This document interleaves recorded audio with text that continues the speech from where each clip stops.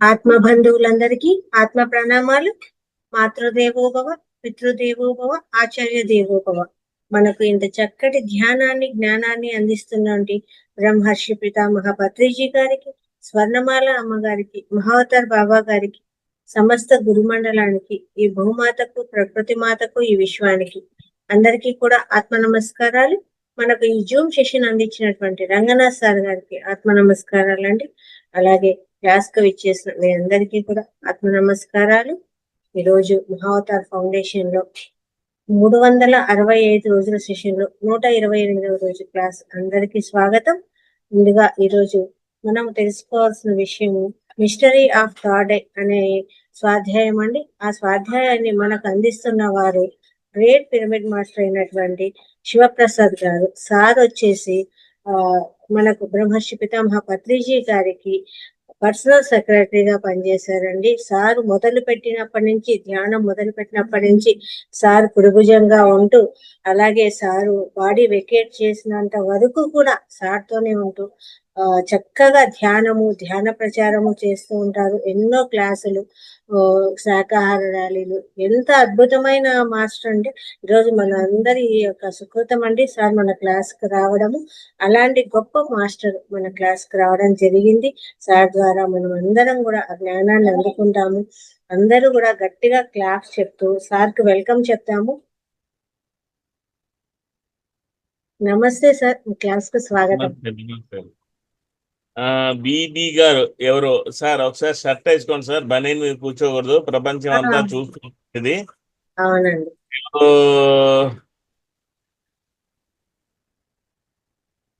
మోహన్ గారు, అయ్యా మీ ఫ్యాన్ కనబడుతుంది కానీ ఇంకేం కనబడలేదు అందులో.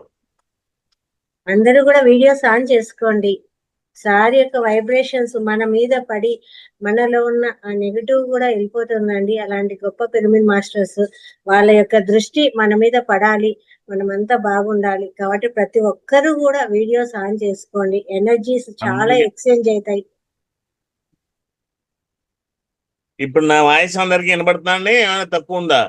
Yes sir, yes sir, clarity. ఎవరో ఒక ఆయన మెసేజ్ పెట్టారు లో వాయిస్ అని.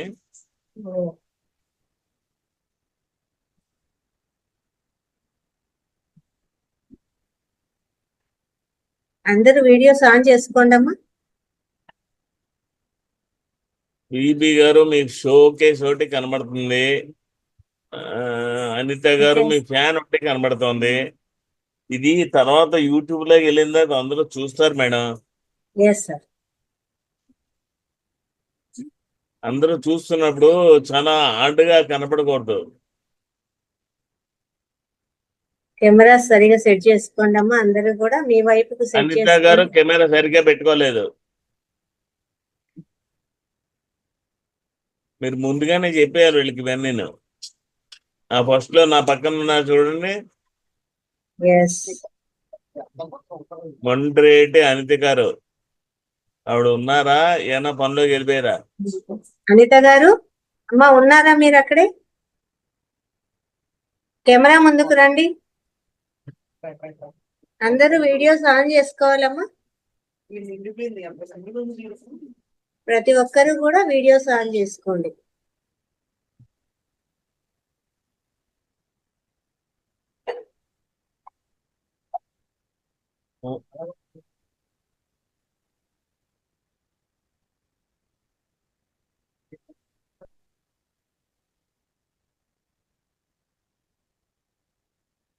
అందరూ వీడియోస్ ఆన్ చేసుకోండి అమ్మా. శ్రీలక్ష్మి గారు, యాదగిరి గారు,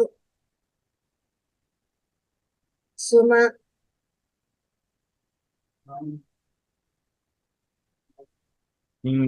ఓకే, మొదలెడతామే. Yes sir, yes sir. ఏమైనా ప్రశ్నలు ఉన్నాయా? ఒకసారి మీ గురించి అంటే పత్రిజీ గారితో ఒక్కసారి కొత్తగా వచ్చిన వాళ్ళకు చెప్పుకుంటూ ఆ తర్వాత క్లాస్ లోకి వెళ్తున్నాం. నా గురించి చెప్పుకోవడానికి లేదు, కానీ నేను అంత గొప్పవాడిని కాదు. నేను మీలాంటి వాడిని అంతే. సార్తో గడిపినట్లు అందరికీ అవకాశము అదృష్టంగా ఉండాలి కదా. గడిపారు, చాలా మంది గడిపారు, ఎంతో మంది గడిపారు. నేను ఒకనే కాదు, ఎక్కువ రోజులు గడిపి ఉండొచ్చు అంతే.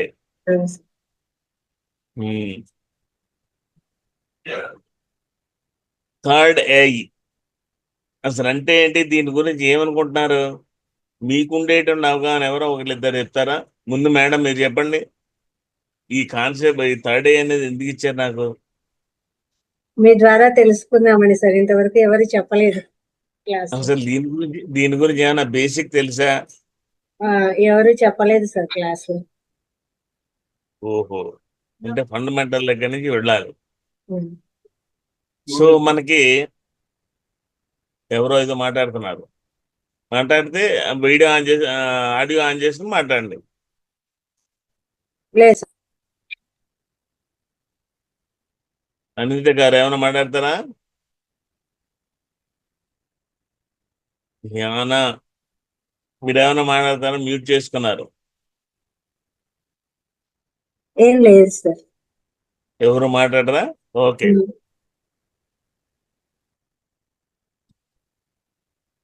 పిరమిడ్ సొసైటీ, ఈ పిరమిడ్ స్పిరిచువల్ సొసైటీ అనే పత్రిక ఎప్పుడైతే 95 నుంచి ఇద్దరు కలిసి ఊరూరా తిరుగుతూ ఉన్నామో అప్పుడు జనాలకి మూడో కన్ను అంటే తెలిసింది. అంతవరకు ఈ మూడో కన్ను అంటే చాలా మందికి తెలీదు. ఏం తెలుసు అంటే పురాణ ఇతిహాసాలు, భాగవతాలు ఉండే కథల ప్రకారం శివుడు ఒక్కడికే ఉంది. ఆయన ఎందుకు మూడో కన్ను తెరుస్తాడంటే ఆ మన్మధుడిని కాల్చి బూడి చేయడానికి, లేకపోతే ఇంకొకటి ఎవరో చంపేయడానికి ఆయన మూడో కన్ను తెరిస్తే బూడిద వస్తుంది, భస్మం మంట వస్తుంది, దాంట్లో అగ్ని. ఆ అగ్నికి అందరూ కాలి బూడిదైపోతారు. ఇది ఒకటే అందులో ఉండేది. నిజానికి అది చాలా పెద్ద అపప్రద. కొంతమంది వైజ్ఞానిక అంటే సద్గ్రంథాలు చదివే వాళ్ళందరికీ మహాభారతాన్ని కనుక ఎవరైనా ఇందులో ఉండేవాళ్ళు అధ్యయనం చేసుంటే, బాగా చదువుంటే, మహాభారతంలో లాస్ట్ రోజు యుద్ధం జరగబోయే ముందు శ్రీకృష్ణ దర్శనం కోసం ధృతరాష్ట్రుడు ఉన్న తర్వాత అప్పుడు అడుగుతాడు, అయ్యా నాకు కళ్ళు లేవు, అసలు ఏం జరుగుతుందో చూడలేను, అందరూ యుద్ధానికి వెళ్ళిపోయారు, నా పరిస్థితి ఏంటని అడుగుతాడు. అప్పుడు ఏదో దివ్య దృష్టి దైవానుగ్రహం వల్ల ధృతరాష్ట్రుడికి లభించిందని, అది సంజయుడు కూడా ఇచ్చాడని, ఆయన చూసి చెప్పేవాడని, ఈయన వినేవాడని. ఒకసారి అడుగుతాడు, కృష్ణ అందరూ చెప్తుంటే విన్నా, నీ గురించి నేను ఎప్పుడు చూడలేదు, నిన్ను దర్శించే అవకాశం నాకు కలిగించమని అడుగుతాడు. అప్పుడు ఆయనకి చూపు ప్రసాదిస్తాడు, అదే చూపు. అప్పుడే ఆ కృష్ణ అవతారాన్ని చూసేసరికి, కృష్ణుడి యొక్క దివ్య రూపాన్ని చూసేసరికి ఆయన 13 రోజులు ట్రాన్స్లో ఉండిపోతాడు.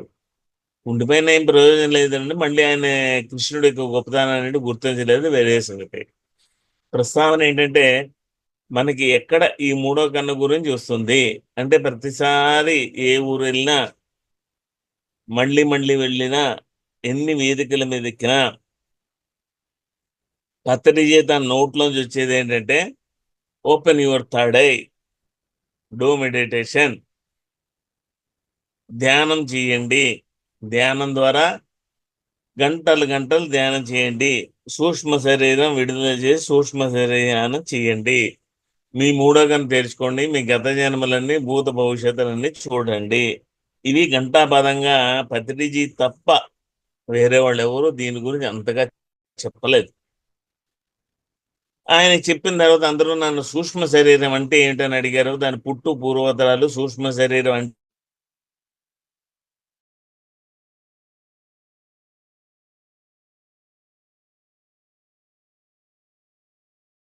ఎలా సూక్ష్మ శరీరం చేయాలి అన్నదానికి ప్రాక్టికల్ సెషన్స్ అన్ని పెట్టాను. లైట్ వర్కర్స్లో అందరూ చేశారు, అందరూ తెలుసుకున్నారు, తెలుసుకుంటున్నారు.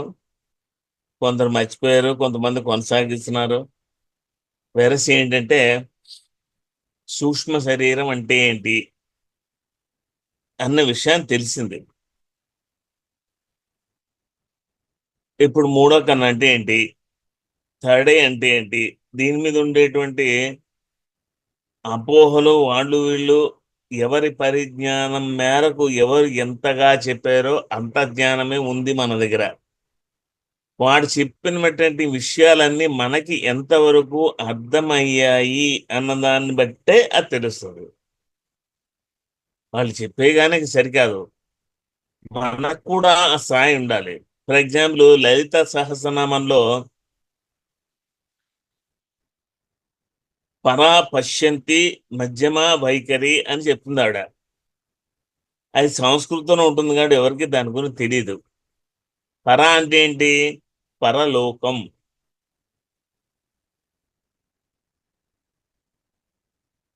పశ్యంతి, పశ్యన అంటే ఏంటి? చూడడం. పశ్యంతి అంటే వినడం. మనం సంస్కృతంలో ఉండేటువంటి శ్లోకాలు, విష్ణు సహస్రనామం కానీ, లలిత సహస్రనామం కానీ, ఇవన్నీ మనం ఏం చేస్తాం? వింటాం. ఆ విన్నటువంటి భావం మనకు తెలియలేదు అనుకోండి, మనం ఏం చేయాలి? అసలు పరా పశ్యంతి అంటే ఏంటి? మధ్యమ వైఖరి అంటే ఈ సంస్కృత పదాలు. మనమా చిన్నప్పటి నుంచి అరాకొరా చదువులే, అందులోనూ సంస్కృతం అస్సలు లేదు. అందుకే సంస్కృతం చదవమంటారు. సరే, ఇప్పుడు చదవలేం కదా, అందరికీ 60-70 వయసులో చేసినాయి, 2-3 ఫ్యాక్టరీలు ఉన్నాయి, అవన్నీ చూసుకోవాలి, దాని మీద ఎక్కువ పెట్టలేం. మరి ఇప్పుడు దాని గురించి ఏంటి అంటే, దాని తెలుగు వ్యాఖ్యానాలు ఉండేటువంటి చదువుకోకపోతే, విష్ణు సహస్రనామం ప్రతిరోజు పొద్దున్న ఇంట్లో టేప్ రికార్డు పెట్టుకుని వినేసినంత మాత్రాన దాని అర్థం తెలియకపోతే ఎన్ని సంవత్సరాలు విన్నా దాని ప్రయోజనం లేదు. అందుకనే లలిత భట్టారికలో లలిత సహస్రనామాలు ఏం చెప్తారంటే, పరా పశ్యంతి మధ్యమ వైఖరి. దీని గురించి తెలుగులో చిన్న ఒక నిమిషం చెప్తాను వినండి. అంటే మనకు తెలియని విషయాల యొక్క అంతరార్థం ఎంతలా ఉంటుంది అనేది మీకు బోధపడుతుంది. పర అంటే పరలోకం, పశ్యంతి అంటే వినడం. పరలోకం నుంచి వచ్చేటువంటి జ్ఞానం మనం ఎప్పుడైతే వింటామో, విన్న తర్వాత మధ్యమ అంటే ఏంటంటే, అది విన్న యొక్క మనం చూడం, వినేటువంటి శబ్దాన్ని కానీ పదాన్ని కానీ దాన్ని మనం వింటాం. అది మన చెవుల ద్వారా ఏమవుతుందంటే సరాసరి మూలాధార చక్రంలోకి వెళ్ళిపోతుంది. ఆ చక్రంలోకి వెళ్ళిపోయిన తర్వాత భావన ఏమవుతుందంటే, ఆ మధ్యమ అక్కడి నుంచి సరాసరి విశుద్ధ వరకు దాంట్లో ఉండేటువంటి మధ్యమ అంటే ఏంటంటే భావం ఏమిటి అనేది విశుద్ధాలో తెలుస్తుంది. వ్యక్తమయ్యేది విశుద్ధాలోనే. ఆ విశుద్ధాలో దాని అర్థం వ్యక్తమయ్యి మనం తెలుసుకుని మన వైఖరిలో మార్పు తెచ్చుకుంటే, ఆ పదం యొక్క అర్థం తెలుసుకుని మన వైఖరిలో మార్పు తెచ్చుకుంటే దాని గురించి మనం నేర్చుకున్నాము, ఎదిగాము, తెలుసుకున్నాము అని అనుకుంటాం. అది విని వైఖరిలో మార్పు రాకపోతే పొద్దున్నే ఎంత వినేసినా ఏం ప్రయోజనం? మనం కూడా సంస్కృతిని మళ్ళీ వేస్తాం. ఎవడైనా మైకిచ్చి లలిత సహస్రనామ పారాయణకి రండి అంటే సంస్కృతిలో పెట్టుకుంటాం, ఆ తెలుగు లిపిలో ఉంటుంది, దాన్ని చదివేస్తాం, టక చెప్పేస్తాం, దాని అర్థం మనకేం తెలియదు. సో ఏ విషయాన్నైనా సరే ఇంగ్లీష్ కానీ హిందీ కానీ తెలుగులో కానీ మీకు చెప్పిన తర్వాత దాని అర్థం గనక మీకు తెలియకపోతే మీ వైఖరిలో మార్పు రాదు. ఫస్ట్ అది గుర్తుపెట్టుకోండి. ఓకేనండి. సో మూడో కన్ను గురించి ఎవరు చెప్పినా, ఎన్ని చెప్పినా, ఎంత చెప్పినా మనకి పుస్తక జ్ఞానం ఒక ఎత్తు అయితే అనుభవ జ్ఞానం ఇంకో ఎత్తు. అందరూ ఏమనుకుంటారంటే మూడో కన్ను అంటే ఏంటి? అక్కడ ఒక కన్నును ఊహించుకుంటారు. మన దౌర్భాగ్యం ఏంటంటే మనకు దొరికిన పుస్తకాలన్నిటి మీద ఇక్కడ ఒక కన్ను నిలువుగా పెడతారు. ఇది అడ్డంగా ఉంది కదా, దానికి నిలువుగా పెడతారు. ఆ శివుడు ఫోటో పెట్టినా నిలువుగానే పెడతారు. అంటే అక్కడ ఏదో కన్ను ఉంది, ఆ కన్ను తెచ్చుకోవాలి అయింది. ముందు అది మైండ్లో తీసేయండి, అక్కడ ఏం కన్ను లేదు. మన కళ్ళు రెండు మూసుకుంటే ఏం కనపడుతుంది? మనకి చీకటి కనబడుతుంది. ఎందుకు? ఇక్కడ బురుకటి దగ్గర దృష్టి పెడతాం. ఎవరు చెప్పినా చెప్పపోయినా నిద్రపోయేటప్పుడు, దేవుని స్మరించేటప్పుడు మనం ఎక్కడ పెడతామంటే దృష్టి ఈ భూమధ్యంలో పెడతాం.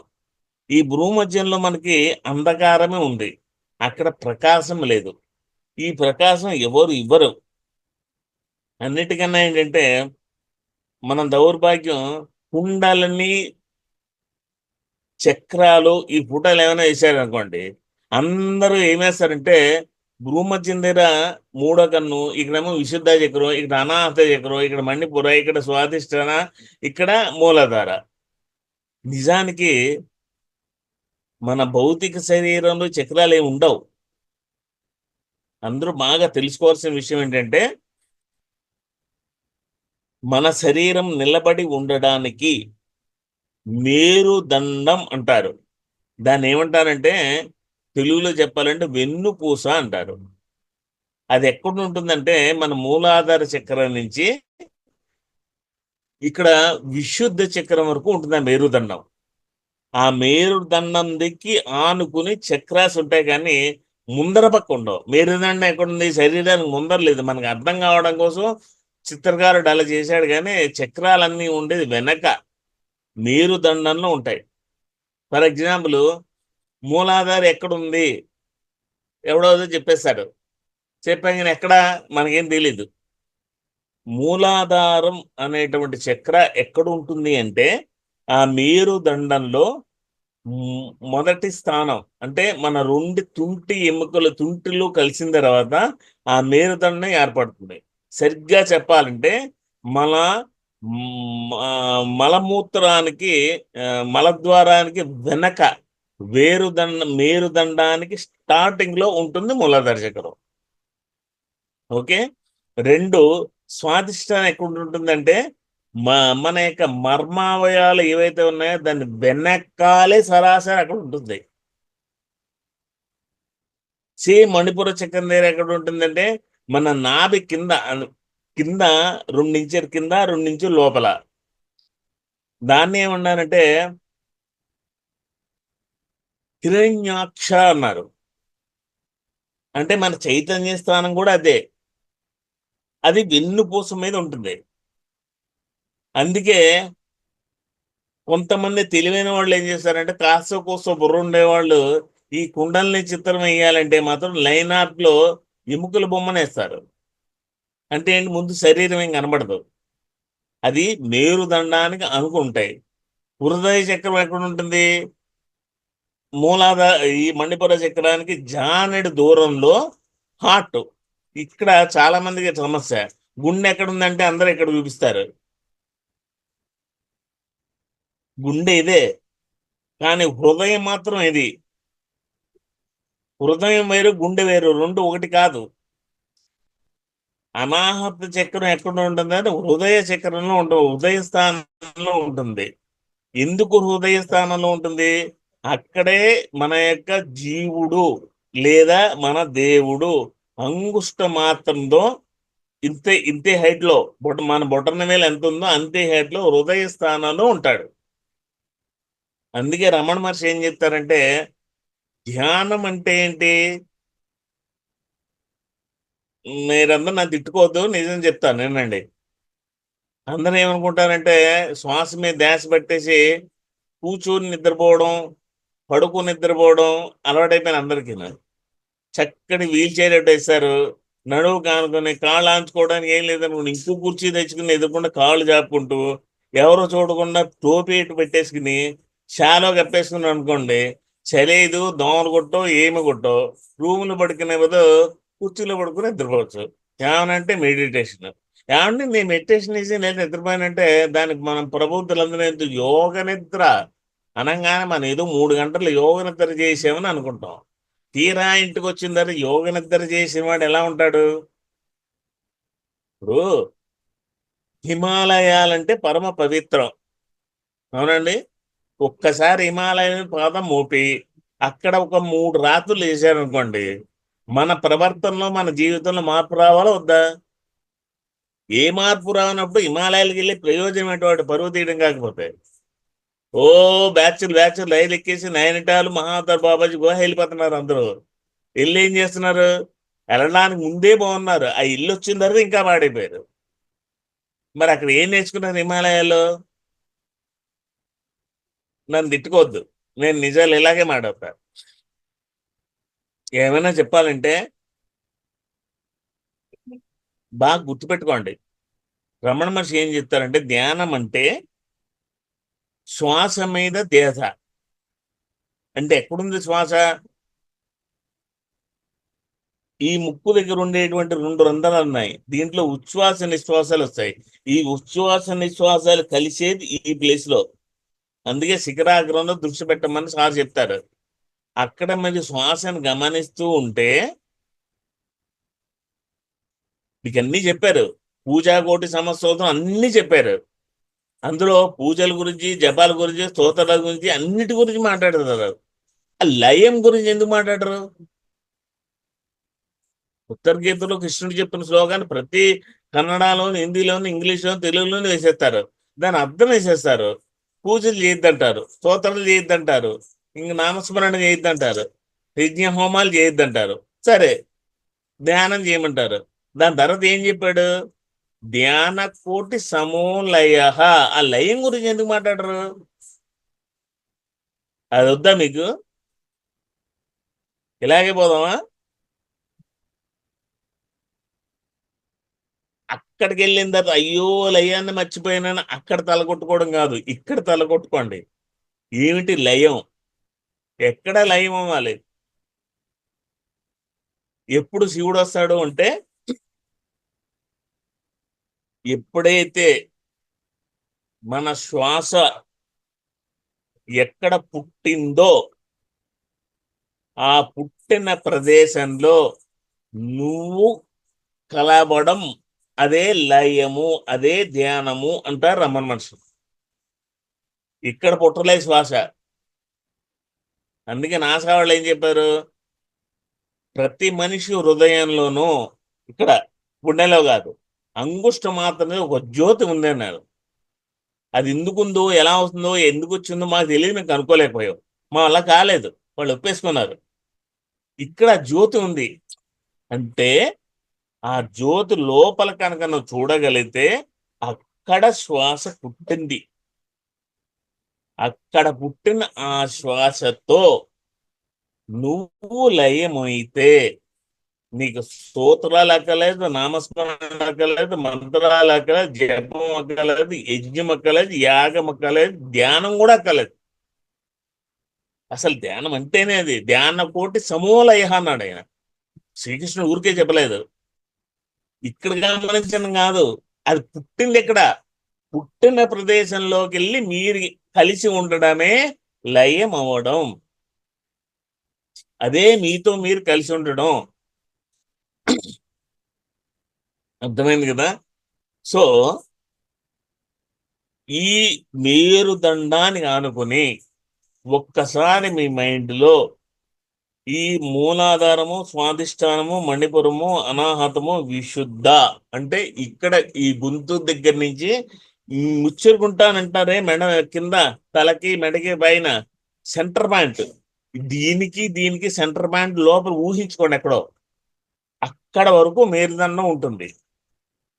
దాని పైన లేదు. లేదు కాబట్టి మేడం ఉంచగలుగుతున్నాం ఇలాగ. అది ఉంది అంటే ఇక్కడ నడుములాగే ఉంచేవాళ్ళం కాదు. మెడని రబ్బర్లా ఎలా ఉంచగలుగుతున్నాం? మేరుదండం అక్కడి వరకే ఉంది, విశుద్ధ. కానీ ఆజ్ఞాన దగ్గర వరకు మేరుదండం లేదు. కానీ మన ఇక నాడీ వ్యవస్థలో మనం చెప్పుకునేటువంటి 2,72,000 నాడు చెప్పుకున్నా, అందులో మన శరీరంలో స్వామి రామ గారు పరిశోధన చేసిన దాని ప్రకారం 52 శక్తి క్షేత్రాలు ఉన్నాయి. వాటినే చక్రాస్ అంటారు. ఈ 6 కాదు, మన శరీరంలో చాలా ఉన్నాయి. ఈ అరచేతిలో కూడా శక్తి క్షేత్రం ఉంది. దాన్ని తెలుసుకున్నారు కాబట్టి కొంతమంది హీలింగ్ చేయగలుగుతారు. అంటే ఏంటి? కొన్ని వేల నాడులు ఒకదాని మీద ఒకటి అరచేతులు కలుసుకున్నాయి. అందుకే షేకండి ఇవ్వగానే వాళ్ళ చేతుల్లో ఉండే ఎనర్జీ మన దగ్గరకు వస్తుంది, ఎక్స్చేంజ్ అవుతూ ఉంటుంది. అర్థమైందా? అలాగే ఫింగర్ టిప్స్ ఉన్నాయి, ఇవి కూడా లోయర్ చక్రాస్. ఇవి 7 కాదు, 6 స్థితిలే కాదు, శరీరంలో 52 చోట్ల నాడులు అనేక ప్రదేశాలు ఒకదాని మీద ఇలా కలిసిపోయినాయి. దాన్ని ఎనర్జీ జంక్షన్స్ అన్నారు. అది తీసి పక్కన పెట్టేయండి. అలా మన శరీరంలో చెప్పుకునేటువంటి నాడుల్లో ఎన్నో నాడులు ఉన్నాయి. కనురెప్ప వేస్తున్నాం, దానికి వాయువు కావాలి. దాని కుకర వాయువు ఉంటుంది, ధనుంజయ వాయు ఉంది, కూర్మవాయువు ఉంది. మన నిద్రపోతున్న గురకు వస్తుందంటే అదే, కనురెప్ప వేయడానికి అదే. 5 పంచవాయువులు ఉన్నాయి. అవంతా పక్కన పెడితే ఈ వాయువులు అన్ని తీసుకునేటువంటి నాడుల్ని పక్కన పెడితే ఆ నాడుల్లో ఎన్నున్నాయో తీసేస్తే ముఖ్యంగా మూడిటి గురించి ఇవాళ చెప్పుకుందాం. వాటిని ఏమన్నారంటే ఇడా, పింగళ, సుషుమ్న అన్నారు. ఆడవాళ్ళకి మగవాళ్ళకి తేడా ఏంటంటే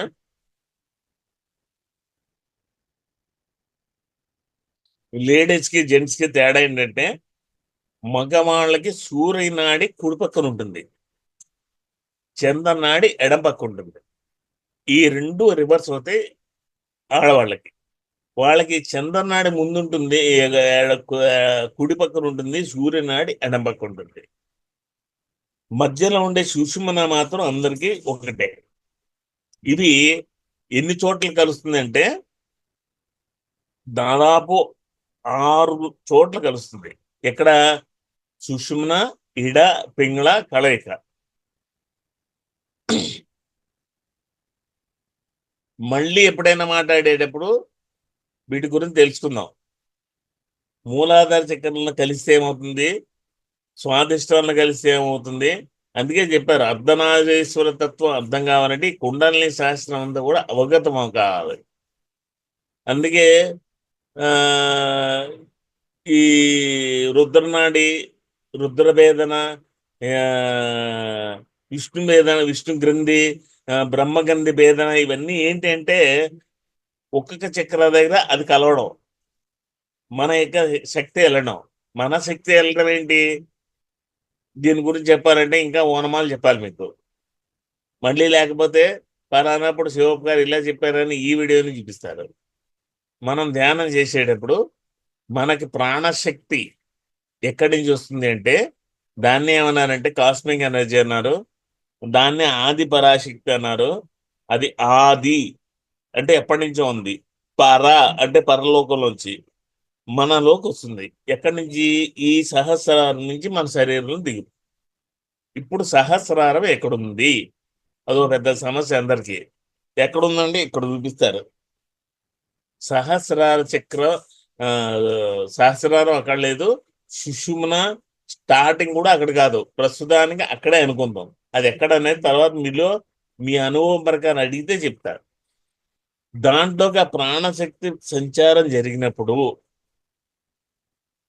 మనం ఈ జన్మలో మెడిటేషన్కి అట్రాక్ట్ అయ్యామంటే ఇంతకుముందు ఖచ్చితంగా మెడిటేషన్ చేయకపోతే ఈ జన్మలో దానికి ప్రభావితం కాం. అయ్యామంటే దానికి బండ గుర్తు ఏంటంటే గత జన్మలో కూడా కాస్తో కూస్తో మెడిటేషన్ చేశాం, బట్ అది ఇన్కంప్లీట్ అయిపోయింది. ఈ జన్మలో ఎలాగైతే ఇన్కంప్లీట్ గా పక్కన పెట్టామో ఆ జన్మలో ఇన్కంప్లీట్ చేసి దాని తర్వాత కార్యక్రమాన్ని ముగించుకుని చెక్అవుట్ అయిపోయాం. ఈ జన్మలో హఠాత్తుగా ఏమైపోయిందంటే దానికి అట్రాక్ట్ అయ్యాం. మీరు ఇంతకుముందు జన్మలో మీరు చేసిన మీ ఫండమెంటల్ ఎనర్జీ అప్పుడు సంపాదించుకుంటారు యోగశక్తి, అది ఎక్కడ వస్తుంది అంటే మీ మూలాధార చక్రంలో ఉంటుంది. మీకు అర్థం కావడం కోసం దాన్ని ఏం చెప్పారంటే సర్పెంట్ పవర్ అన్నారు. బేస్ చక్రాలో ఫండమెంటల్ ఎనర్జీ ఇది గుర్తుపెట్టుకోండి. సర్పాకారం కాదు. సర్పాకారం అంటే అది పైకి వెళ్ళేటప్పుడు పాములా బుసకొట్ట పైకి వెళ్తుందని ఈ వర్ణనకారులు ఎన్నో చేశారు. కానీ మీరు ఎన్నో జన్మల నుంచి చేసుకునేటువంటి యోగం యొక్క రిజల్ట్, మీ ఫలం అంతా ఎక్కడ ఉంటుందంటే మీ ఫండమెంటల్ చక్రాలో ఉంటుంది. శరీరానికి ఫండమెంటల్ చక్ర ఏదంటే మూలాధార చక్ర. ఇప్పుడు సుషుమ్న నుంచి మనకి ఎప్పుడైతే ఆ సరే ఎందుకు వచ్చింది కానీ ఇప్పుడు సుషుమ్న స్టార్టింగ్ మైండ్ ఏంటి అంటే ఇందాక మీకు చెప్పానే ఈ గొంతు ఎక్కడైతే మనకి మింగుతామో దాని తర్వాత ఈ వెనకాల సెంటర్ పాయింట్ ఉందో ఈ రెండింటికి మధ్యలో ఉందే అక్కడ సుషుమ్న అనేది స్టార్ట్ అవుతుంది. సుషుమ్న తెరుచుకున్న తర్వాత ఒక్కొక్క క్వాలిటీ ఎలా పైకి వస్తే దీని పైకి వస్తుంది, అంతేనే కానీ ఇక్కడ సుషుమ్న అనేది ఉండదు. బాగా గుర్తుపెట్టుకోండి. ఇప్పుడు వచ్చేటువంటి శక్తి అంతా ఏమవుతుంది, మన తలంతా కూడా జుమ్ములాడుతుంది. అంటే మనకి ఎనర్జీ వస్తున్నట్టు లెక్క. మీకు సుషుమ్నలా ఎనర్జీ వస్తుంది అనుకోండి, మీలో కొందరు అనుభవం పొందే ఉంటారు. ఎవరైనా పిరమిడ్లో కానీ ఇంట్లో కానీ మెడిటేషన్ చేస్తున్నప్పుడు ఈ నిచ్చెనగుంట భాగం నుంచి కిందకి ఒళ్ళంతా జలదరిస్తున్నట్టు, ఏదో ఎనర్జీ పడుతున్నట్టు మీ అందరికీ ఏవో అనుభవాలు వచ్చే ఉంటాయి ఇంతకుముందు. అంటే దాని అర్థం ఏంటి? సుషుమ్న నాడి ద్వారా ఎనర్జీ ప్రవేశిస్తోంది.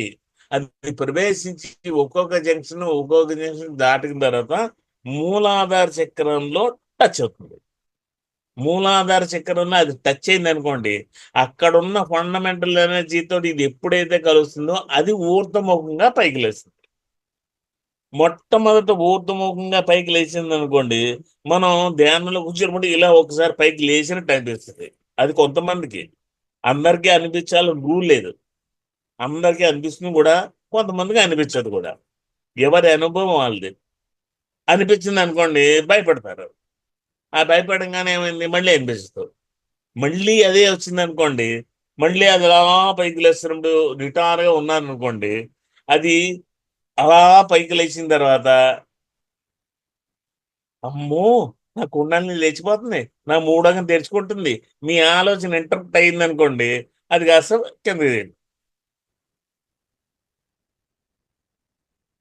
ఇప్పుడు తినబోయే ముందు ఆ రుచి ఎలా ఉంటుంది, ఆరా ఉండకూడదు కదా. అది పైకి లేస్తున్నప్పుడు దృష్టి దాని మీదే ఉండకూడదు. ఎక్కడ ఉండాలి? మీ శ్వాస ఎక్కడ లయమైంది అక్కడ ఉంటే దాని పని అది చేసుకుంటుంది. మనం చెయ్యం. ఏదైనా చిన్న మార్పు జరుగుతుంటే చాలు, దృష్టి అంతా అక్కడికి వచ్చేసి ఏదో అయిపోతుంది. అమ్మో నాలో ఎనర్జీ పైకి లేస్తుంది, అనాథ వరకు వచ్చేసింది, రేపొద్దున ఎల్లుండి క్లాస్ ఉంది, స్టేజ్ ఎక్కి స్టేజ్ మీద చెప్పేయాలి, అందరూ చప్పట్లు కొట్టేయాలి, అయిపోయి అక్కడితోటి. మళ్ళీ ఒకసారి స్టేజ్ ఎక్కి నాకు ఇంత వచ్చింది, నా కుండల్ని లేచింది అని చెప్పుకున్నాను అనుకోండి, మళ్ళీ ఇంకోసారి రాదు, ఆ అనుభవం పొందలేదు. ఎలా ఉంటుందంటే, ఎవరైనా ఇంటి అడ్రస్ కనుక్కోవడానికి రోడ్డు మీద తిరుగుతూ ఉన్నాం అనుకోండి, అన్ని సందులు తిరిగి అడ్రస్ తెలియకపోతే ఎలా ఉంటుందో అలా ఉంటుంది. సో కనుక బాగా గుర్తుపెట్టుకోండి అందరూ. ఇప్పటికైనా కరెక్ట్గా ధ్యానం చేసుకోండి, మీ చక్ర స్థానాలు తెలుసుకోండి, మీ ఎనర్జీ స్పార్స్ తెలుసుకోండి. కుండలిని అనేది సబ్జెక్ట్ కాదు, అందుకే పత్రిజీ తీసుకోలేదు దీన్ని. అది ధ్యానం చేసేవాడికి సహజంగా జరిగేటువంటిది. అందుకే సార్ ఏం చెప్పారు, సంగీత ధ్యానం పెట్టినప్పటికీ మీరు సంగీతం మీద ధ్యాస పెట్టద్దు, మీ ధ్యాస మాత్రం శ్వాస మీదే. అంటే ఇక్కడ శ్వాస మీద పెట్టానుకోండి, ఏమవుతుంది, ఆ శ్వాస లోపలికి ఇక్కడ మైండ్లో బ్రెయిన్లోకి వెళ్ళి అక్కడి నుంచి కిందకి దిగుతూ ఉన్నప్పుడు మీరు ఆ శ్వాస పుట్టిన స్థానానికి వెళ్ళగలుగుతారు, వెళ్ళి అందులో లయం పొందుతారు. శ్రీకృష్ణుడు అల్లాటప్పగా చెప్పలేదు, లక్షల మంది, వేల మంది, కోట్ల మంది వస్తారు, ఏ ఒక్కడో నేను చేరుకున్న స్థితికి వస్తాడు అని చెప్పడంలో దాని ఆంతర్యం అదే. ఆ లయం పొందడం అంటే అది మామూలు ఆషామాషే కాదు. ఎంతో మంది ఎన్నో జన్మల నుంచి ఋషులందరూ ఇప్పటికీ ప్రయత్నం చేస్తూనే ఉన్నదాన్ని.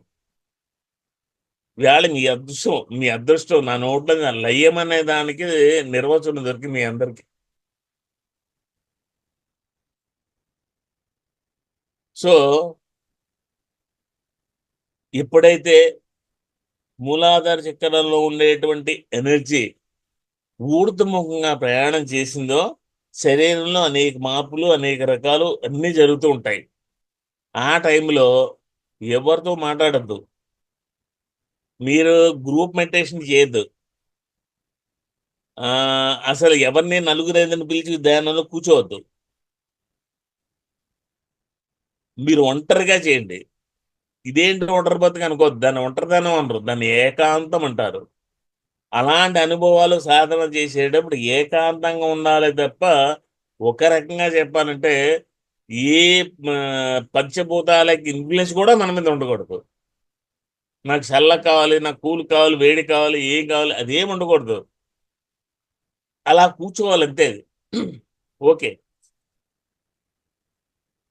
మూడోగా అంటే ఏంటంటే, ఎప్పుడైతే ఆ ఫండమెంటల్ ఎనర్జీ ఊర్ధముఖంగా పైకి లేచి అది మీ విశుద్ధ చక్రం నాటి సుషుమ్న నాడి ప్రారంభంగా వచ్చిందో, ఇక్కడ ఏముంటాయంటే మీ యొక్క ఇడ, పింగళ, సుషుమ్న 3 కలిసి ఉండేటువంటి ప్రదేశం. అక్కడ చేరంగానే ఏమవుతుందంటే వెలుగు వస్తుంది. అంటే మీకు దృశ్యం కనబడటం మొదలవుతుంది. మీరు పూర్వజన్మలో ఎక్కువ యోగం చేసి ఆ ధ్యానంలో నిష్ణాతులు అయి ఉంటే కనుక ఆ యోగ శక్తి ఈ జన్మలోకి వస్తే మూలాధార చక్రం నుంచి ఒక్కసారి వచ్చి ఇక్కడ ఆగింది అంటే ముందు మీకు తెల్లటి మేఘాలు, మబ్బులు, క్లౌడ్స్ కనబడతాయి. కొంతమందికి రకరకాల ఈ ప్రదేశంలో ఏమైనా రావచ్చు, దురద పెట్టచ్చు, లేకపోతే నొప్పి రావచ్చు. నేను అన్నాను కదా అని రేపొద్దు నన్ను గెలిచినప్పుడు ఇక్కడ దురద వస్తుందని చెప్పొద్దు. దురద వస్తుందంటే నేనేం గోకుందండి. మీకు అది తెరుచుకోవడం కావాలి. అది తెరుచుకుని చూసేటప్పుడు నాకు చెప్పండి, నేను ఫర్దర్ ఏంటో చెప్తా. అది ఒక్కసారిగా ఆ ప్రాణశక్తి అలా పైకి నిలబడింది అనుకోండి, అప్పుడు మీకు దృశ్యం కనబడుతుంది. ఏంటంటే మిరుగుడ్లు మిరుగుడ్లు మేఘాలు వచ్చినప్పుడు మెరుపులు ఎలా ఉంటాయి అలా కనబడుతుంది. మీరు కనుక చలించక మీ మైండ్లో ఎలాంటి ఆలోచన రాకుండా ఇలాంటివి ఎక్కడైనా విని అది మీ మనసు అటు పరిగెట్టింది అనుకోండి, అప్పుడు టక్ మన కింద పడదు. ఆ ధ్యాస ఏమీ లేకుండా మీరు మెడిటేషన్ అలా ఉండిపోతే కనుక మేఘాలు ఉంటాయి. ఆ మేఘాల తర్వాత తీరాలు కనబడతాయి. కొంతమందికి ప్రకృతి దృశ్యాలు కనబడచ్చు టెంపరీగా. ఆ మేఘాల వెనకాలే మనుషులు ఉంటారు. ముందు మనుషులు కనబడరు. హిమాలయాలకు వెళ్ళారు అనుకోండి, గ్రూపులుగా వెళ్ళద్దు. ఎక్కడో కేదార్నాథ్ ఫారెస్ట్లోకి వెళ్ళారు, గ్రూప్ నుంచి బయటకు వెళ్ళిపోవాలి. మీకు వెళ్ళిపోతే అన్ని మోడ్లు, బీడులు అన్నీ కనబడతాయి. అవన్నీ చెట్లు, మోడులు, బీడులు కాదు, అక్కడ ఉండేటువంటి సాధువులు, ఋషులు అందరూ కూడా వాళ్ళందరూ సిద్ధ యోగులు. వాళ్ళు కనిపించాలనుకుంటే మీకు కనబడతారు, లేకపోతే వాళ్ళు కనబడరు. వాళ్ళు దూరం నుంచి మిమ్మల్ని చూస్తారు.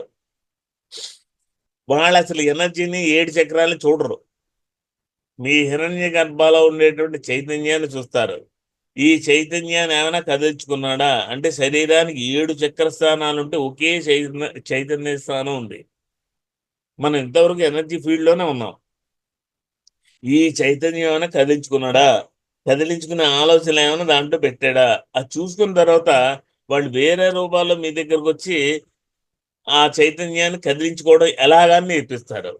వాళ్ళే కనుక తారసపడి అది నేర్పించారనుకోండి, ఈ జన్మలో ఈ జీవితం గురించి మీరు మర్చిపోవచ్చు. ఆ సామాన్య సిద్ధ గురువులు చూసుకుంటారు. కానీ అంతమందికి దొరకాలి కదా. మన జ్ఞాపకాలేంటి? హిమాలయాలకు వెళ్ళిన రూమ్ ఎక్కడ, మంచం ఉందా, తిండేంటి, ఈ వీటి మీద ఉంటాం మనం. అది వెళ్ళిన ప్రదేశాన్ని చూడం. ఓకే, అది పక్కన పెట్టండి. కనుక బాగా గుర్తుపెట్టుకునే అంశం ఏంటంటే మూడో కన్ను తెరుచుకోవడం అనేది అందరికీ ఈజీ. మన సొసైటీ 190 మంది వచ్చింది. ఏంటి? మూడో కన్ను ఓపెన్ అవ్వడం. ఓపెనింగ్ అనేది ముఖ్యం కాదు.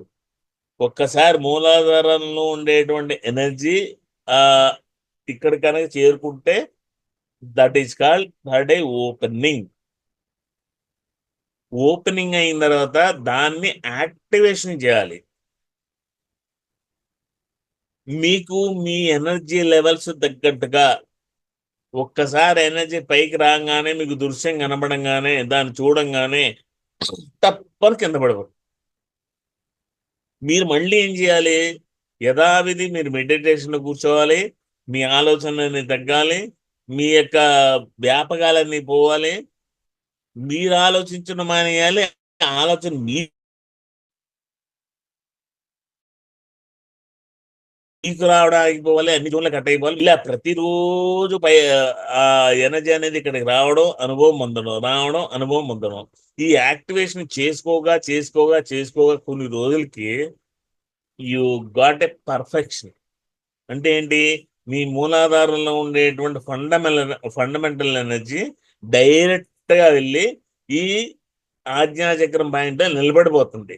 వాడిని ఏమన్నారంటే ముక్కంటి మూడో కన్ను తెరుచుకున్న మాస్టర్ అంటారు. వాడు రాత్రి కాదు, పగలు కాదు, రేపు కాదు, ఎల్లుండి కాదు, ఎప్పుడైనా కానీ వాడు ఎప్పుడూ ఆ దివ్య దృష్టితోటి ఆ దివ్య లోకాలన్నీ దర్శిస్తూ ఉంటాడు.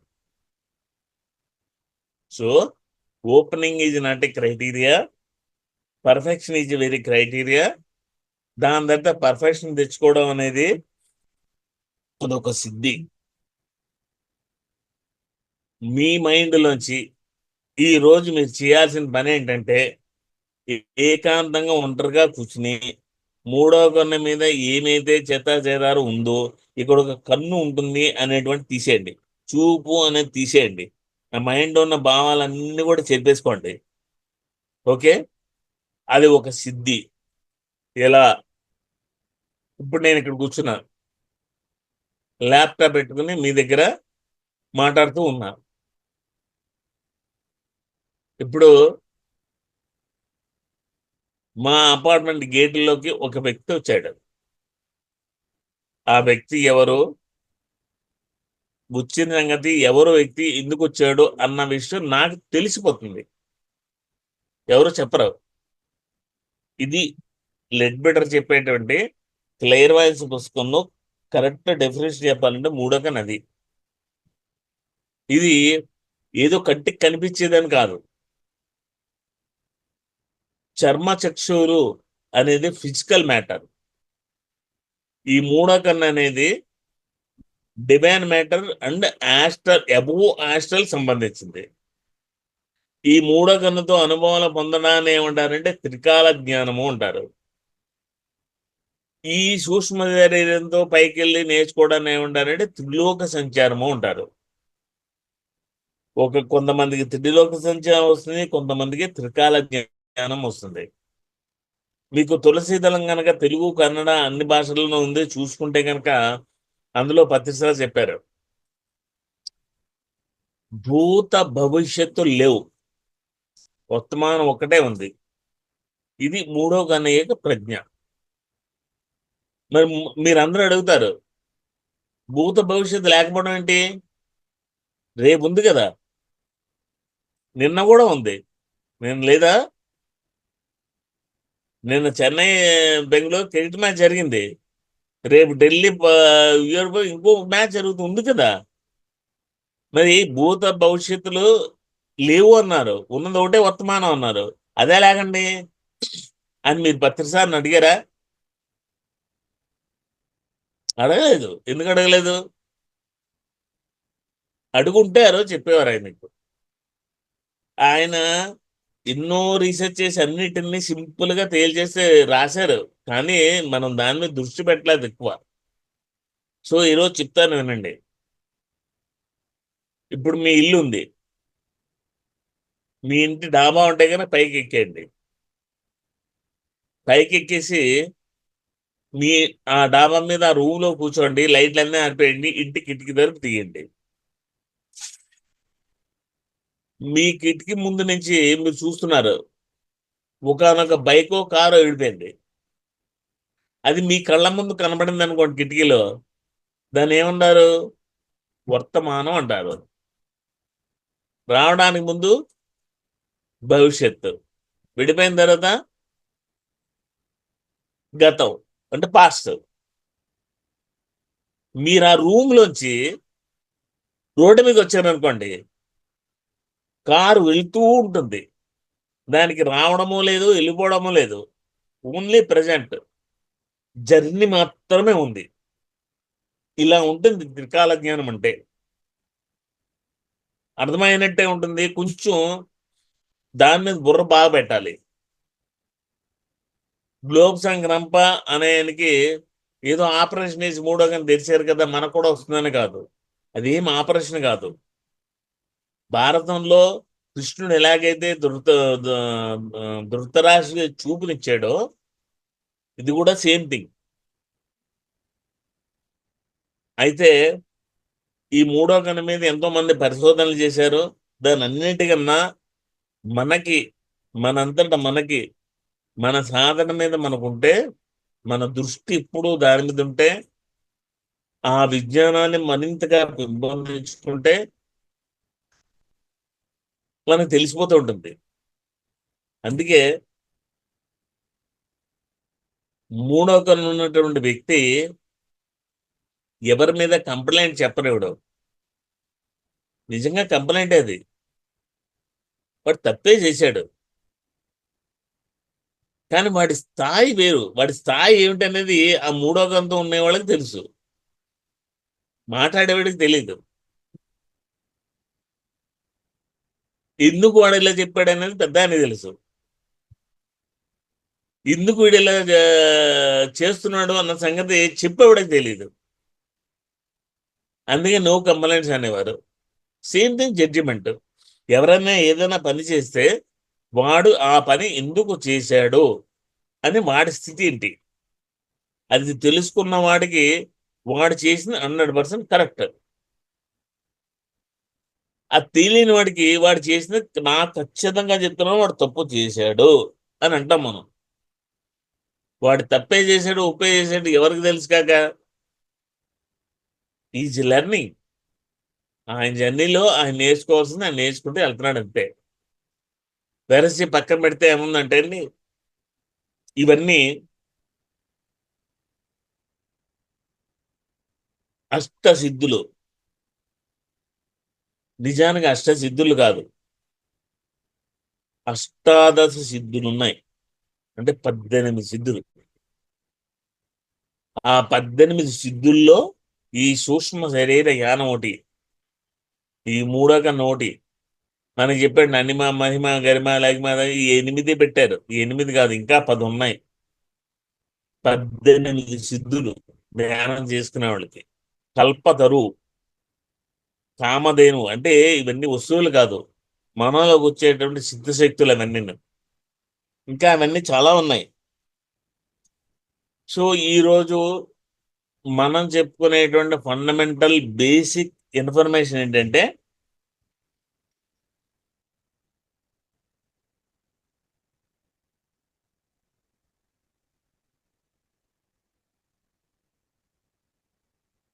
మీకు అన్నిటికన్నా మించి కామన్ సెన్స్ ఉండాలి. అది సార్ చెప్పేది. ఎందుకంటే మనం 10 మందితో కలిసి ఉన్నాం. మన పక్కవాడు ఏదైనా మాట్లాడితే ఎందుకు చెప్పాడు అని దాన్ని ఆలోచించాలి. మన పక్కవాడు ఏదైనా ఆవేశంతో గట్టిగా వచ్చి మనల్ని ఏదైనా అన్నాడు అనుకోండి, ఎందుకు అన్నాడు అని ఆలోచన చేయాలి. ఇలాంటి సిద్ధులు ఈ మనకి రావాలి అంటే మన తోటి వారి మీద మనకు ఉండేటువంటి కంపాషన్ ఎలా ఉండాలంటే, ఇప్పుడు మీరందరూ ఉన్నారు బెంగళూరులో, మీరందరూ గెట్ టుగెదర్ రండి అని నన్ను పిలిచారు. గంగాధర్ సారా, గంగారాం సారా, సిఎంఆర్ సార్ అంటే ఎక్కడికో వచ్చాను. 10 మంది ఉన్నాం. ఆ 10 మందిలో ఎవరో ఒకళ్ళు లేచి ఏదో నన్ను నిష్ఠూరం చేశాడు. నీకేం తెలియదు, నువ్వు నోరు మూసి కూర్చో, మాట్లాడకు అని నేను గట్టిగా అరవకూడదు. ఆయన మాట్లాడిన తర్వాత నేను ఒకటే అనుకోవాలి, ఈ 10 మందిలో ఆ మనిషి ఎందుకు అలా మాట్లాడాడు. ఆ మనిషి అలా మాట్లాడటం వల్ల నాకు కొంచెం అందులో చూపు కనిపించింది ఆయన మైండ్. ఆ మనిషి అలా అనకూడదు కదా అని, వాడన్న మాట కోసం నా మనసు ఎందుకు చివుక్కుమనాలి ఫస్ట్. సో నా మైండ్ వీక్గా ఉంది. I have to separate first myself. సరే, వాడన్న మాట నాకేం గాయపరచలేదు, కానీ విన్న వాళ్ళందరికీ కొంచెం ఇబ్బందిగా ఉంది కదా. ఆ మనిషి ఎందుకు అలా మాట్లాడాడు, ఆయన సంస్కారాలు ఏమైనాయి, ఆయన ప్రవర్తన ఏంటి, ఆయన ఆలోచన విధానం ఏంటి, వీటన్నిటి మీదే కదా మాట తీరుంటుంది. ఆ మాట ఎలా ఎందుకు మాట్లాడాడు, ఇలా మాట్లాడుకుంటూ ఉంటే చాలా బాగుంటుంది కదా. కనుక ఇకపైన ఎప్పుడు నలుగురు ఉండేటప్పుడు ఆ వ్యక్తి ఎప్పుడు ఇలా మాట్లాడకుండా ఉండడం కోసం ఈరోజు నా దగ్గర ఉండేటువంటి నా యొక్క శక్తిలో నా ప్రాణశక్తిని ఆయనకి ఆశీర్వాదంగా పంపుతూ ఇంకెప్పుడు అలా మాట్లాడకుండా ఉండుగాక అని వాడిని బ్లెస్ చేసే ధోరణిలో మనం ఉండాలి. ఎగ్జాంపుల్ చెప్పాను మీకు. ఏదొచ్చినా ఎవరొచ్చినా 32 సంవత్సరాలు అనర్గళంగా తిరిగి, అరే నా ప్రియ దేవుళ్ళారా దేవుళ్ళారా దేవుళ్ళారా నెత్తి నోరు కొట్టుకు చెప్పినా మనలో ఆ దైవత్వం ఎందుకు లేదు? ఏ నేను బండిలో ఉన్నాను కదా, నన్నొక్కడనే దైవం అన్నాడు ఆయన. My dear friends, my dear masters, my dear God's అంటే నన్నొక్కడనేనా? మిమ్మల్ని కూడా అన్నారు కదా. సో దేవుడు నాలోనే ఉన్నాడా, మీలో లేడా? నేను చేసిన పొరపాటు ఏంటి? నాలో దేవుడు ఉన్నాడని నేను దేవుడిగా విర్రవీగాను, కానీ మీలో ఉండే దైవత్వాన్ని నేను దర్శించలేకపోయాను. అందువల్ల నాలో దైవత్వం పోయింది. ఇప్పుడు నాలో దైవత్వం ఉండాలంటే ఏం చేయాలి? అందరిలోనూ దైవాన్ని దర్శించగలగాలి. ముందు నాలో ఏం కనపడదు. అందరూ అంటూ ఉంటారు I love you, I love you అంటే ఏంటి? ఐ లవ్ యూ, నేను నిన్ను ప్రేమిస్తున్నాను. ఏం ప్రేమిస్తున్నావు? శరీరాన్న, డబ్బున, అందాన్న, ఆవిష్కరణ? నిజమైన ప్రేమ అంటే ఏంటి? డాక్టర్ స్కాట్ బెక్ చెప్తాడు. ఇప్పుడు ఉన్నారు మీరు, ఆ మేడం నన్ను క్లాస్ పిలిచింది కాబట్టి ఐ లవ్ యూ మేడం అన్నాను. అదేంటి ఆయన ఐ లవ్ యూ ఉన్నాడంటే ఎందుకన్నాడు? ఓకేలే, వాళ్ళిద్దరికి ఏదైనా రిలేషన్ ఉందేమో. పోనీ ఒక ఓల్డ్ మేడం అన్నాను, 70 సంవత్సరాలు ఆవిడ. నేను ఆవిడని కూడా ఐ లవ్ యూ అన్నాను. సరే ఆడాలి కాబట్టి ఏదో అన్నాడు అనుకుంటా. ఒక పెద్ద ఆయన ఉన్నాడు, ఆయన కూడా అన్నాను ఐ లవ్ యూ సార్ అని. మీ ముగ్గురిని నేను ఐ లవ్ యూ అన్నానే. ఏంటి లవ్ యూ? నేను మీలో ఏదో చూశాను, చూసిన దాన్ని ఇష్టపడుతున్నాను. ఐ లవ్ యూ అర్థం అది. నేను మీలో ఏం చూశాను? మీలో ఏదో చూడ్డానికి ముందు నేను నాలో చూసుకున్నాను. నాలో చూసుకున్నదే సేమ్ మీలోనూ కనబడుతుంది. అప్పుడు నేను వ్యక్తపరిచే మాట ఏంటి? I love you.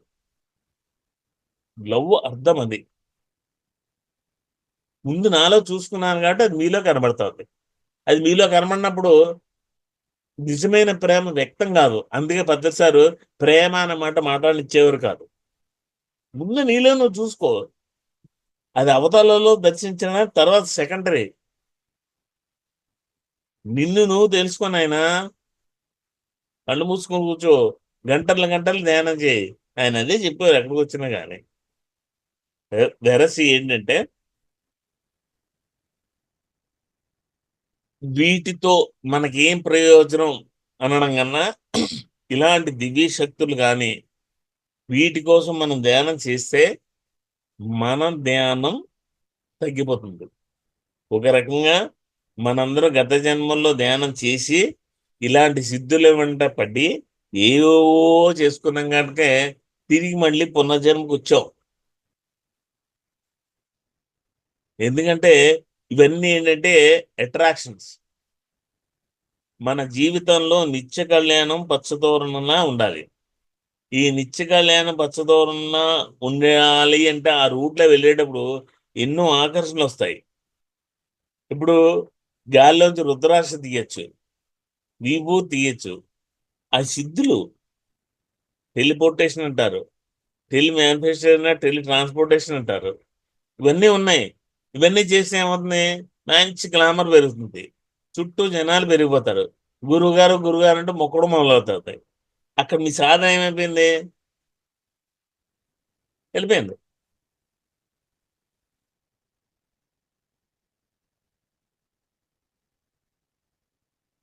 మీకు వీటన్నిటి గురించి ఎందుకు ఎక్స్ప్లెయిన్ చేసి చెప్పారంటే సాధన మీద పట్టు మరింతగా పెరగాలి. ఎంత ముందు చూపుతో కృష్ణ పరమాత్మ అన్నాడండి, ఏ ఒక్కడో నన్ను చేరుకుంటాడంటే ఏ ఒక్కడో లయం అవుతాడని. ఆయన అన్నందుకేనా హ, మనమందరం పిరమిడ్ మాస్టర్నం, పత్రిజీతో ఇంతలా ఉన్నాం కదా, ఒక్కడు అన్నాడు కదా, వేల మంది లయం అవుదాం అని ఎందుకు అనుకోకూడదు? అంటే నేనేదో అన్నాను కాబట్టి పెట్టుకోవడం కాదు, దాని తగ్గ సాధన ఉండాలి. సో కోటి పూజలు ఒక స్తోత్రంతో సమానం, 1000 స్తోత్రాలు ఒక జపంతో సమానం, కోటి జపాలు ఒక యజ్ఞంతో సమానం, కోటి యజ్ఞాలు ఒక ధ్యానంతో సమానం, 100 ధ్యానాలు లేదా లక్షల ధ్యానాలు లేదా కోటి ధ్యానాలు ఒక లయంతో సమానం. ఆ లయం అంటే మళ్ళీ ఇంకోసారి చెప్తున్నాను, మళ్ళీ మధ్యలో కొంతమంది వచ్చారు. దీన్ని తర్జన భర్జన చేసి చిలువలు బలులు చేసి దీనికి ఉన్నటువంటి పవిత్రత అంతా పోగొట్టద్దు. ఎక్కడంటే ఎక్కడ మాట్లాడు. శ్వాస, ఆ రమణ అదే చెప్తాడు. నువ్వు ఏదైనా ఒక మంత్రం చెప్పినా, ఏదైనా ఒక శబ్దం ఉచ్చరించిన, శబ్దం ఎక్కడ పుట్టింది. కొంతమందికి పంచాయతీ ఇష్టం, కొంతమంది ఓంకారం ఇష్టం. ఓం ఎక్కడ పుట్టింది, ఆ పుట్టిన దగ్గరికి నువ్వు వెళ్ళి లయం అవ్వాలి. మనకి శ్వాస మన గురువులు నేర్పింది, బుద్ధుడు నేర్పింది, మనకి అన్నిటికీ ఋషులు నేర్పింది. మీరు ఎన్ని మంత్రాలు చేసినా, ఎన్ని తంత్రాలు చేసినా చివరికి మళ్ళీ ఆ శ్వాస నిశ్శబ్దంలోకి రావాల్సిందే. అది వేరే సంగతి, తర్వాత మాట్లాడుకుందాం. మీ శ్వాస మీద ధ్యాస అంటే భూమధ్యంలో ఇక్కడ శ్వాస మీద ధ్యాస. ఇక్కడ శ్వాస ఎప్పుడవుతుందంటే ఈ ఉచ్ఛ్వాస నిశ్వాస రెండు ఒకటైన తర్వాత శ్వాస అవుతుంది. అది మీ మైండ్ నుంచి మీ ఆలోచన తగ్గిన తర్వాత ఇక్కడి నుంచి ఇక్కడికి ఇంకో రింగ్ ఫామ్ అవుతుంది. ఆ రింగ్ ఫామ్ అయిపోయి చిట్ట చివరికి వచ్చిన తర్వాత శ్వాస ఎక్కడ పుట్టిందో అక్కడ లయం అవ్వడానికి మీ యొక్క సాధన అటువైపుగా తీసుకెళ్లాలని కోరుకుంటూ ప్రస్తుతానికి సెలవు.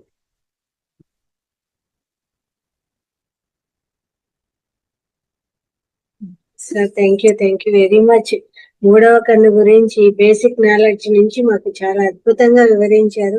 మూడవ కన్ను అంటే అది ఒక కన్ను కాదు, అందరూ ఆ మూఢత్వంలో ఉండొద్దండి అనేసి, అక్కడ కన్ను అనేది ఏమీ ఉండదు అనేసి. అలాగే మూలాధారం నుంచి మనకు స్వాదిష్టానము, మణిపూరకము, అవన్నీ చక్రాస్ ఎలా ఉంటాయి, ఆ నాడీ వ్యవస్థ ఎలా ఉంటుంది, శ్వాస అనేది ఎక్కడ కనెక్ట్ అవుతుంది, ఎక్కడి నుంచి తీసుకుంటాము, ఎక్కడికి వెళ్తాము, సుషుప్న నాడి అవన్నీ కూడా ఎలా కలుస్తాయి, ఎక్కడ శ్వాస మీద ధ్యాస పెట్టాలి, ఇవన్నీ ఇక్కడ కనెక్ట్ అయినప్పుడు ఆ భాగం అనేది ఓపెన్ అయినట్టు తెలుస్తుంది అనేది మాకు ఆ బేసిక్ నాలెడ్జ్ కూడా తెలియదు సార్. ఇంకొకటి హృదయము వేరే, హార్ట్ వేరే అనేది కూడా, అది భాగం వేరే ఉంది అనేది కూడా మీ ద్వారా తెలుసుకోవడం జరిగింది అనమాట.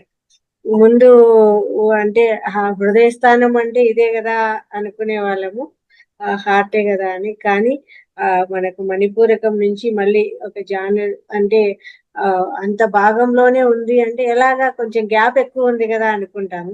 కానీ అది ఎక్కడ ఉంది, ఆ ప్లేస్ ఏంటి అనేది, అక్కడ ఎలా నిలబెట్టుకోవాలి, దాని శ్వాసను ఎక్కడికి తీసుకెళ్ళాలి, ఎక్కడి నుంచి ఎక్కడికి కనెక్ట్ చేయాలి, అలా చేసినప్పుడు మనకి ఏదో మార్పులు వస్తూ ఉంటాయి. కానీ ఆ మార్పుల్లో పడి అక్కడే నిలిచిపోయినామంటే మళ్ళా కిందికి పడిపోతాము.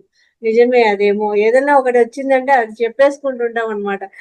ఈ వైబ్రేషన్స్ వచ్చినాయనో, అలా వచ్చింది, ఇలా వచ్చిందనో, దాని మీదకి వెళ్ళిపోతుంది లోకం. మళ్ళీ మళ్ళీ ఇంకేం కనపడదు, అక్కడితో ఆగిపోతుంది. అది కూడా మంచి ఎక్స్పీరియన్స్ ప్రతి ఒక్కరికి కూడా. అక్కడికే వచ్చింది, అక్కడికే ఆగిపోయాము, ఆ తర్వాత మళ్ళీ ఇంకేం కనపడలేదు అనుకుంటుంటాము.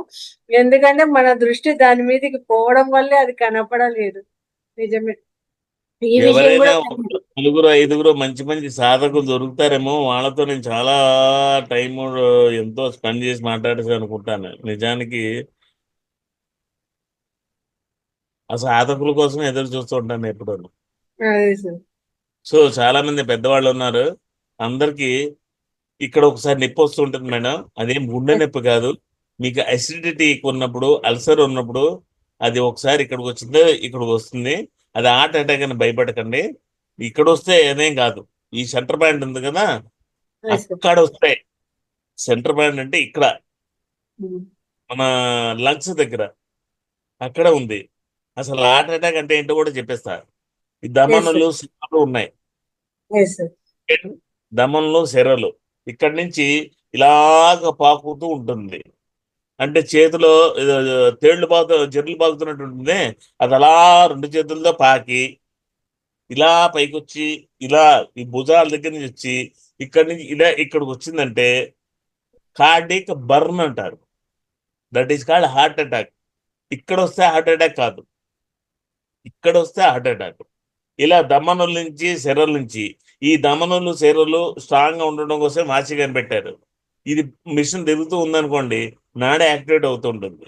ఈ కడియాలు గాజులు ఆడవాళ్ళకి ఎందుకు చేశారు 2 చేతుల కంటే, ఈ దమ్మలు శరీరంలో యాక్టివేట్ కావడం కోసం. ఒకవేళ ఎవరికైనా సరే ఇదే హార్ట్ అటాక్ వచ్చి ఇక్కడి నుంచి వస్తున్నట్టుగా ఉందనుకోండి, దాన్ని చేయాల్సిన మార్గం ఒకటే, ఇమ్మీడియట్ గా బటన్ తీసి ఇక్కడ వీళ్ళు తాపడం ఇవ్వండి, ఈ నెత్తి మీద తాపడం ఇవ్వండి, లేకపోతే ఇక్కడ తాపడం ఇవ్వండి. ఈ మోచే ఉందిగా, మోచేలో 3 సార్లు గిట్టే కొట్టుతూ ఉండండి, అది వెనక్కి వెళ్ళిపోతుంది. ఇవన్నీ రెమెడీస్ ఇవన్నీ. ఓకే, నాగా మేడం చెప్పినట్టు హార్ట్ వేరు, హృదయం వేరు, 2 ఒకటే అనుకోవద్దు. అందరికీ ఎసిటిక్ ప్రాబ్లమ్స్ ఉన్నాయి. అసిటిక్ ప్రాబ్లం వల్ల ఇక్కడ నొప్పి వచ్చి చురుకు అనిపించారు, గుండెపోటు అనుకోకండి. అనుకొని భయంతో పరిగెత్తు ఉంటారు అనమాట. వెంటనే ఈసీజీ తీయడము వాళ్ళు అవన్నీ చేయడం జరుగుతూ ఉంటుంది. ఇంకా మీరు హాస్పిటల్కి వెళ్ళారనుకోండి, మీ అమాయకత్వంతో వరుస పెట్టే టెస్టులన్నీ రాసేసి లాస్ట్కి వచ్చేసరికి ఏవో గ్లూకోజ్ ట్యాబ్లెట్లు, విటమిన్ ట్యాబ్లెట్లు ఇచ్చేసి ఇంత డబ్బులని తీసుకుని నాకు ఇలాంటి వాళ్ళే రోజు మొత్తం మీద కావాలని డాక్టర్ అనుకుంటాడు. ఏమీ లేదని చెప్తారు లాస్ట్. అంతే, ఏం లేదు, గ్యాస్ ట్రబుల్ అంతే.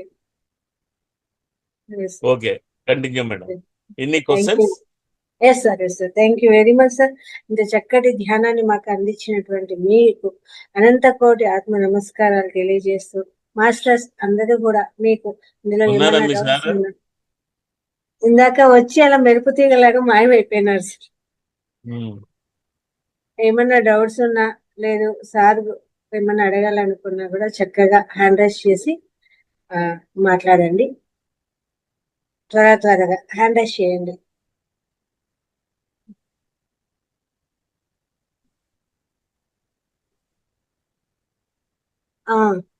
ఓకే, రెడ్డి ప్రభ గారు మాట్లాడండి అమ్మా, అన్మ్యూట్ చేసుకోండి. మేడం, సార్ అందరికి ఆత్మ నమస్కారాలు. సార్ ఈ ఆత్మ నమస్కారాలు, థ్యాంక్ యూ, మీ క్లాస్ బాగుంది, అది బాగుంది, ఇది బాగుంది, come to the point straight away. Sir చాలా చక్కగా సార్ హృదయం దగ్గర ఎలా కాన్సన్ట్రేషన్ చేయాలా, శ్వాస ఎక్కడ పడుతుంది అనేది, చక్రాల గురించి చాలా థ్యాంక్స్ సార్. ఇంకేమో క్వశ్చన్ రాలేదా ఇంకా? మాస్టర్స్ మాట్లాడండి. రవీంద్రరావు గారు అన్మ్యూట్ చేసుకోండి. నమస్తే సార్. నమస్తే. పరా పశ్యంతి మధ్యమ, అది ఒకసారి వివరించండి సార్. అది పరా అంటే పరలోకంలోది, పరలోకంలో ఉండేటువంటి ఆ శబ్దం ఉందే. ఎందుకంటే లలితాదేవి ఇక్కడ కాదు, ఈ లోకంలో కాదు, పరలోకంలో ఉంటుంది ఆవిడ. ఆ పరలోకంలో ఉండేటువంటి లలితాదేవి గురించి పర అంటే పరలోకం, పశ్యంతి అంటే వినబడుతున్నది శబ్దం. ఆ పదం యొక్క అర్థం వినబడుతుంది మనకి. వినబడిన అర్థం మనకు అర్థం కావాలంటే మూలాధార నుంచి విశుద్ధ వరకు మధ్యమ, దానికి ఇక్కడ భావం తయారవుతుంది. ఆ భావం మనకు అర్థమైతే, అది అర్థమైన తర్వాత మన వైఖరిలో మార్పు వస్తుంది. ఇప్పుడు ఏదైనా విన్న తర్వాత మన వైఖరి మారాలి కదా. ఆ వైఖరి మారకపోతే ప్రయోజనం ఏంటి? వైఖరి ఎప్పుడు మారుతుంది? నేను చెప్పాను, సంస్కృతంలో ఒక పదం చెప్పిన తర్వాత దాని అర్థం మీకు తెలిసి అది మీ వైఖరిలో మార్పు వస్తే మీలో అభివృద్ధి ఎదుగుదల ఉంటుంది. ఆ వైఖరిలో మార్పు రాకపోతే అంతే, ఎట్లా ఉండే అట్లాగే ఉంటారు. Okay sir. సుభాషిణి గారు మాట్లాడండి. నమస్కారం అండి సార్. ధ్యానం వల్ల అనారోగ్యాలు అన్ని పోతున్నాయని చెప్తున్నారు, అది ఎంతవరకు నిజమంటారు? నిజమేనా? ధ్యానం చేస్తే చేస్తే ఖచ్చితంగా రోగాలన్నీ పోతాయి. ఏదో ధ్యానం కుదిరింది కదా 2 రోజులు ధ్యానం చేసి, ధ్యానం చేస్తే మందులు వద్దన్నారు కదా అని ధ్యానం మానేసి, నేను ధ్యానం చేస్తున్నానని మంచం మీద కూర్చుని కళ్ళు 2 మూసుకున్న తర్వాత 2 నిమిషాలు శ్వాస మీద ధ్యాస ఉంచి, ఇంకో నిమిషం బెడ్షీట్ అంతా మడతలిప్పి కాళ్ళ మీద సర్దేసుకుని, ఏసీ వేసుకుని ఫ్యాన్ వేసుకుని, మళ్ళీ కాసేపు ఎంతసేపు అరగంట ఉంటుంది కదా, ఇంకో 2 నిమిషాలు, ఇంకో 10 నిమిషాలు అనుకుని నెమ్మదిగా అలా దుప్పట్ట దూరిపోతూ నేనేదో గంటల తరబడి ధ్యానం చేశాను అని అనుకుంటూ, ధ్యానం చేస్తున్నాం కదా మందులు వద్దని మానేశాను అనుకోండి, ఇటు ధ్యానము ఉండదు, ఇటు మందులు ఉండదు, మొత్తాన్ని మొదటికి మోసం వస్తుంది. మీరు ధ్యానం చేసి రోగాలు పోగొట్టుకునే కెపాసిటీ సంపాదించకపోతే మందులు వాడండి, అర్ధాంతరంగా చావద్దు. లేదు నా గురువు చెప్పినట్టు నేను ధ్యానం చేసి సంపాదించుకుంటానంటే ఖచ్చితంగా 3 గంటల సేపు కూర్చోండి. కూర్చున్నంత సేపట్లో ఎంతసేపు మీకు ఆలోచన రహిత స్థితి వచ్చింది, అప్పుడు మాత్రమే మీ శరీరంలోకి కాస్మిక్ ఎనర్జీ వస్తుంది. ఎప్పుడు మీరు 3 గంటలు కాదు, 3 ఆలోచన రహిత గంటల్లో స్థితి. 15 నిమిషాలు ఆలోచన రహిత స్థితిలో, నో మైండ్ స్టేట్ అంటారు, ఆ స్థితిలోనే మీకు విశ్వశక్తి మీలోకి వచ్చేది. ఉత్తప్పుడు భౌతికంగా మీరు ఖర్చు పెట్టేటువంటి ఎనర్జీ అంతా ఖర్చు పెట్టరు కాబట్టి బాగుంటుంది, హాయిగా ఉంటుంది, సంతోషం, హుషారుగా ఉంటారు. ఎందుకంటే 2 అవర్స్ నానా రకాల ఆలోచించి, నానా పనులు చేసి, నానా చూసి, నానా మాట్లాడతాం కదా, అవన్నీ చేయకుండా ఉండడం వల్ల దీని ద్వారా ఖర్చు పెట్టేటువంటి ఎనర్జీ వ్యర్థం కాకుండా ఉండొచ్చు, దానివల్ల హాయిగా ఉండొచ్చు. అంత మాత్రం చేత మీకు విశ్వశక్తి వచ్చినట్టు కాదు, నిజం మాట్లాడితే ఇలాగే ఉంటాయి. సార్ నిజమే. కనుక ఎంతసేపు ఆలోచన వచ్చింది క్లియర్ గా రాశారు మేడం. ఆ స్పిరిచువల్ నిండా మీద 2 లైన్లు రాశారు, ఏం అర్థం చేసుకున్నారు అందరూ? When you close your eyes observing the breath, the first principle. When you getting the no mind state, cosmic energy enters into in your physical systems. When the cosmic energy enters in the physical system, your third eye will be open. Open అవుతుంది, activate చేసుకోవాలి, perfection చేసుకోవాలి. ప్రతి నెల magazine మీద ఇస్తూనే ఉన్నారు. ఎవరు చదివారు, ఎవరు పట్టుకున్నారు? ఆయన వచ్చి మ్యాగజైన్ చూసింది, అది ఎలా ఉందంటే బాగుంది, ఎంత బాగుందంటే బ్రహ్మాండంగా ఉంది సార్, ప్రింటింగ్, ఫోటోలు, క్వాలిటీలో చెప్తారు. సార్ ఈ 2 లైన్ల అర్థం ఏంటని ఎవరన్నా అడిగారా? మీరు అడగకపోతే ఆయన ఎందుకు చెప్తారు?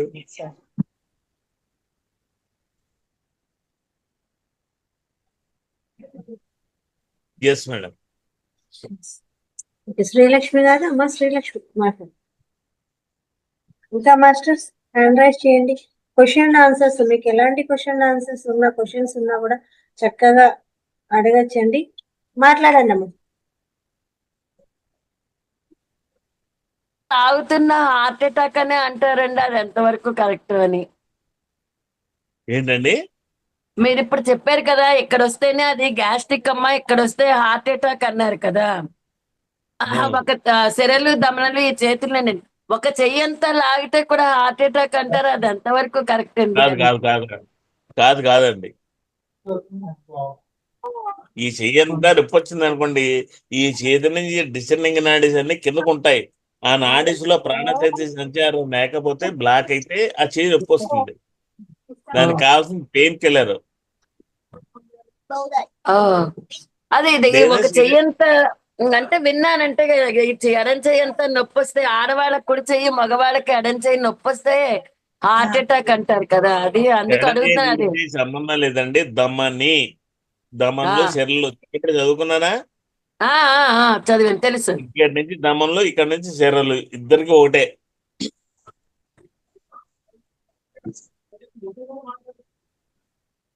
ఆడ మగకి తేడా లేదు, అందరికి ఒకటే దమంలో శరీరాలు. హార్ట్లో ఉండే, గుండెలో ఉండే 2 నాడులే. ఇప్పుడు మీరు చెప్పే క్లారిటీ వచ్చింది, ఈ సెంటర్ లో వస్తే హార్ట్ అటాక్ అని, అప్పటి వరకు భయపడక్కర్లేదు అని, కొట్టుకుంటే తగ్గిపోతుంది అని. శుభాశ్రీ ఎస్, గారు, ఇంకా any important any fundamental questions? Okay, Subhashri thank you sir, thank you very much. Sir ఇది ఎవరెవరో సూర్యనాడి, సార్ సూర్యనాడి చంద్రనాడి లేడీస్ కి జెంట్స్ కి వేరుగా ఉంటుందని చెప్పారు కదా. ఇప్పుడు ఇన్ని రోజులు ప్రాణాయామం చేసేటప్పుడు అందరం ఒకలాగే చేసేస్తున్నాం కదా సార్, మరి మేము మిస్టేక్ చేసినట్ట అది? మీరేం కాదే, మీ శరీర అంటే మీరు వద్దన్నా మీ శరీర నిర్మాణం అంతే. అంటే ఇప్పుడు మేము అందరం ఇప్పుడు జెంట్స్ లేడీస్ ఇద్దరు ఒకలాగే చెయ్యొచ్చా? ఒకలాగే చెయ్యాలి, ఇంకెలా చేస్తారు? అంటే ఆహా, అంటే కొన్ని ఇష్యూస్ కి చంద్రనాడే చేయమని చెప్తుంటారు కదా, అంటే బాడీ కూల్ అవ్వడానికి అలాగా. అప్పుడు మనం ఇది మూసుకొని ఇది చేయడం వల్ల ఏమన్నా? మేడం, అసలు నాడీ థెరపీ, నాడీ ధ్యానము, నాడీ వైద్యము ఇవన్నీ ఎవరైనా పెట్టారంటే ముందు వాట్సాప్ గ్రూప్ లో తీసేసి ఆ క్లాసుకి వెళ్ళకండి. అసలు నాడీ ధ్యానం లేదు. ఓకే ఓకే, సరే సార్. అంటే క్లాస్ లో ప్రాణాయామ చేయించి ఆ తర్వాత మెడిటేషన్ చేయించమంటారు అనమాట. వాళ్ళందరిది తప్పలేదండి, వాళ్ళకి ఏం తెలుసో అది చెప్తున్నారు, అదన్నీ విని మీరెళ్ళడం మీ తప్పు. కొంచెం సేపు ప్రాణాయామ చేయించి ఆ తర్వాత మెడిటేషన్ చేయించండి నేను అంటారు. ఇందాకనే చెప్పాను, ఎవరినైతే సబ్జెక్ట్ మీద అవగాహన లేని వాళ్ళని ఎక్కించారో వాళ్ళకి దాని గురించి ఏం తెలుసు, ఇంకా ఏం చెప్పగలుగుతారో అది చెప్తారు. ఉమ్. అది వాళ్ళ తప్పు కాదు, వాళ్ళకున్న అవగాహన ప్రకారం వాళ్ళు చెప్పారు, వాళ్ళు కరెక్టే. అది మీకు రెలవెంటా ఇర్రెలవెంటా అని మీరు సెలెక్ట్ చేసుకోండి. అందువల్ల డౌట్ వచ్చి ఉంటుంది. ఇప్పుడు చంద్రనాడి చేస్తే ఈ లాభాలు సార్ ఉన్నాయి, సూర్యనాడి చేస్తే ఈ లాభాలు అని అడగడం సార్ చెప్పడం జరుగుతుంది. సార్ కొన్ని డిసీజెస్ ఉండేటప్పుడు మామూలుగా లేడీస్ కొంతమంది ఈ యొక్క నిమ్ముతో బాధపడుతుంటారు కదా సార్. ఆ బాధపడే వాళ్ళని మనం ఏం చెప్తున్నాం అంటే సూర్యనారాయణ యాక్టివేట్ చేసుకోండి, ఆ విధంగా చేసుకున్నప్పుడు మీకు కొద్దిగా రిలీఫ్ వస్తుందని చెప్తున్నారు సార్. ఇప్పుడు సూర్యనాడి అంటే మనకి యాక్టివేట్ చేసుకున్నాడు అడగండి. నువ్వు చెప్పేవాడు ఉన్నాడు కదా, వాడితో ఒకరోజు ఇంటికి వెళ్ళి వాళ్ళ ఇంట్లో వాళ్ళ అమ్మ, వాళ్ళ భార్య, వాళ్ళ పిల్లలు ఎన్ని రోగాలతో ఉన్నారో అడిగి ఎందుకు సూర్యనాడి చంద్రనాడి యాక్టివేట్ చేసుకోలేదని ఆ ఇంటి వాళ్ళని అడగండి.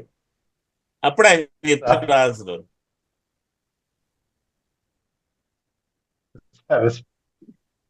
చెప్తున్నాను కదా, నాడీ ధ్యానం అనేది హంబక్ లేదు. మీ నాడులు యాక్టివేట్ చేసుకోవడం అనేది లేదు అసలు. సరే. మరి ప్రాణాయామ చేసుకుంటే మంచిది అంటారు కదా సార్.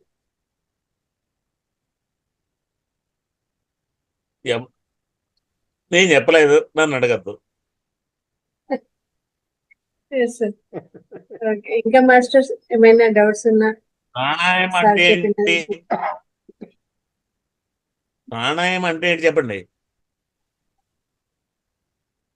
దాని డెఫినేషనే మీకు తెలీదు, మీరు నన్ను గుడ్డిగా ప్రశ్న వేస్తే ఏంటి? 2 పదాలు ఉన్నాయి, ప్రాణ ప్రాణ ఆయము. ప్లస్ అంటే ఆయామ. ఏంటి? వ్యత్యాసం, దూరం మెచ్చడం. ఒక శ్వాస తీసుకున్న తర్వాత మళ్ళీ 10 నిమిషాలు కనుక గ్యాప్ ఉంచగలిగితే ఆ మధ్యలో ఉండే దాన్ని ఆయమో అన్నారు. ఇది ప్రాణాయామం అంటే, అది ప్రాణ ఆయమో. అలా మీరు కనుక శ్వాసను గమనిస్తూ ఉంటే, మామూలుగా అయితే కొన్ని శ్వాసలు తీసుకుంటారు నిమిషానికి, క్రమక్రమంగా అది 10 వచ్చింది అనుకోండి, మీ ఆయుర్దాయం 10 ఏళ్ళు పెరిగినట్టు. మీరు అది చేయట్లేదే, ప్రాణాయామం అంటే తెలియదు మీకు. ఆ చేంజ్ చేయడం కూడా సరిగ్గా చెప్పట్లేదు. దీన్ని సైన్స్ లో బాక్స్ బ్రీతింగ్ అంటారు సార్. మామూలు పదాలు నాకు అవన్నీ వినిపించదు. అవన్నీ విని నేను తీసి పడేశాను. నా దగ్గర ఉండేటువంటి వాట్సాప్ గ్రూపులన్నీ పీకి అవతల పడేశాను. దానికి మన చెత్త అంతా వేసి దాంట్లో మెసేజ్లు పెట్టి జనాలు పెట్టాడు. చెప్తున్నాం కదా, సోషల్ మీడియా వచ్చిన తర్వాత మార్కెట్ పెరిగిపోయింది. ఏం వాడంటే ఆడేది వేసేయడం, దాన్ని మీలాంటి వాళ్ళందరూ భుజాన్ని ఎత్తుకోవడం.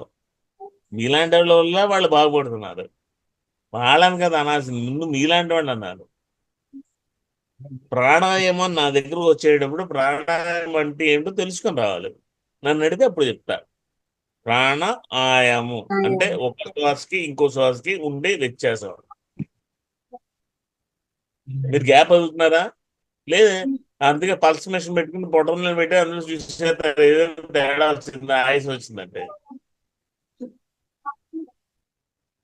పల్స్ వేరు, ప్రాణాయామం వేరు.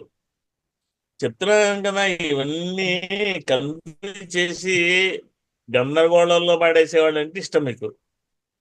వాళ్ళు ఎక్కడ దొరుకుతారని వాళ్ళు తిరిగి వెళ్తుంటారు, మీరు ఎక్కడ దొరుకుతారో వాళ్ళు మీ తిరిగి వస్తారు. అందుకే ప్రాణాయామం అనే మాట సార్ వాడనివ్వలేదు. శ్వాస మీద ధ్యాస అన్నారే తప్ప 40 సంవత్సరాల్లో ప్రాణాయామం చేయండి అనలేదు. ఎందుకంటే దాని మీద నానా రకాల చెత్త ఇన్ఫర్మేషన్ సమాధులు చేసి పెట్టారు అక్కడ.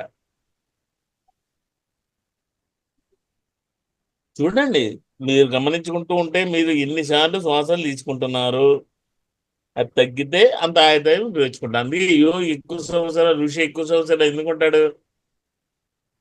కొంతమంది అయితే నిమిషానికి 1-2 శ్వాసాలు తీసుకుంటారు. హిమాలయాలు వెళ్ళారా? లేదు. నేనే ఎవరన్నా మరి వెళ్ళి అక్కడ వాళ్ళతో నేర్చుకోవాలి అవన్నీ.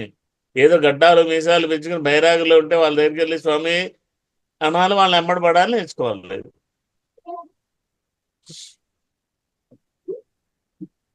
ఓ గడ్డం కాషాయ వస్త్రం కనపడంగానే సదానంద వచ్చేసేరు అనగానే ఆయన కాళ్ళ మొక్కేసి ఆయన చుట్టూ ప్రదర్శన చేసి ఆయన అరటిపండు ఇస్తే దాచుకు తినేయడం కాదు.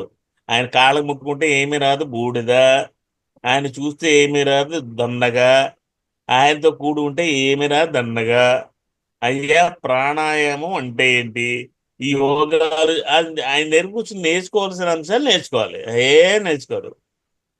ఆయన రాగానే ఒక కాళ్ళకు దండం పెట్టేస్తే సగం పాపాలన్నీ పోయాయి.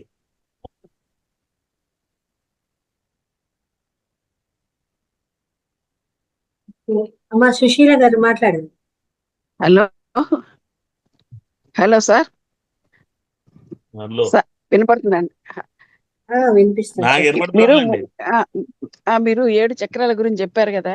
మూలాధార చక్రం నుంచి 3వ కన్ను వరకు అంటే జ్ఞాననేత్రం వరకు, జ్ఞాన చక్రం వరకు చేయాలంటే ఎంత టైం పడుతుంది యాక్టివేట్ చేయడానికి? అన్ని ఒకేసారా లేదంటే ఒక్కొక్క రోజు ఒకటి అవుతుందా? మీ యొక్క యోగ శక్తిని బట్టి, మీ యొక్క శరీర అనుకూలతను బట్టి, మీరు కూర్చుని చేసే సాధన బట్టి ఉంటుంది అది. అంటే నాకు అసలు ఐడియా లేదు సార్, అంటే కొంచెం దాని గురించి చెప్తారా? వినండి, అంటే నేను మొన్ననే స్టార్ట్ చేశాను. సమాచారం అంతా పోగేసి పెట్టుకోండి. అదే నేను చెప్తున్నాను కదా, కోత కోసేటప్పుడు ఎరువేరు, పైరు నాటేటప్పుడు ఎరువేస్తారు.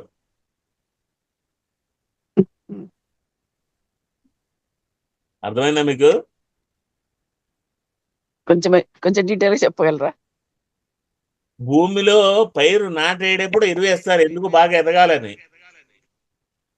పంట కోసేటప్పుడు ఎవరో ఎరువేరు కదా.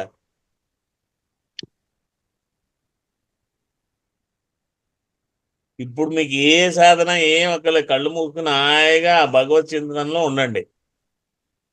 ఎన్ని సంవత్సరాలు వచ్చా మీకు? నేను ఇప్పుడు 70 years అండి నాకు. 70 years లో మీ అవగాహన ఏంటి?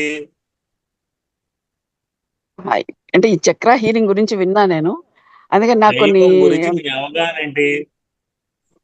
చక్రాలు తీసి పక్కన పెట్టండి, ఇప్పుడు ఏం చేయలేదు. మూలాధార చక్రము ఇవి యాక్టివేట్ చేస్తే మీ అవగాహన ఏంటి అని అడుగుతున్నాను. కొన్ని డిసీజెస్ క్యూర్ చేసుకోవచ్చు అంటున్నారు కదండి, డయాబెటిక్, హైపర్ టెన్షన్ ఇట్లాంటివి. దానికోసం సొల్లు అవన్నీ ఏం తగ్గవు, అవన్నీ నమ్మి బ్రహ్మడద్దు.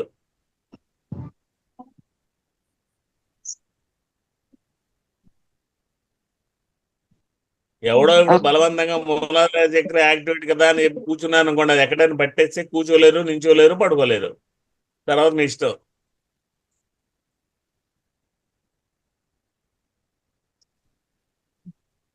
ఎవడైనా మూలాధార చక్రాన్ని ప్రభావితం చేయాలంటే వాడు అందులో సిద్ధహస్తుడు అయ్యి, వాడందులో ఎంతో నేర్చుకుని ఎన్నో చేసిన వాడైతే మీకు చేస్తాడు. వాడేమో బెంగళూరులో మీ ఇంటి రోడ్లోకి వెళ్ళి మూలాధారం అంటూ బుట్టలో పెట్టుకుని అమ్ముకోవడం అన్నీ నేను. చక్ర హీలింగ్ గురించి కొన్ని క్లాసెస్ జరుగుతున్నాయి కదండి ఇప్పుడు. ఈ కొంతమంది చెప్పే చెప్తున్నారు. క్లాసులన్నీ పూర్తిగా హంబక్ అని చెప్పాను ఇందాకనే మీకు. ముందు మీకు చక్ర హీలింగ్ చేసేవాడిని అడగండి, వాడికి హీలే లేదో.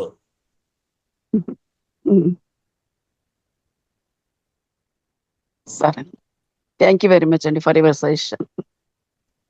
అర్థమైందండి? ఈ వయసులో మీరు చేయాల్సిన పని ఏంటి తెలుసా?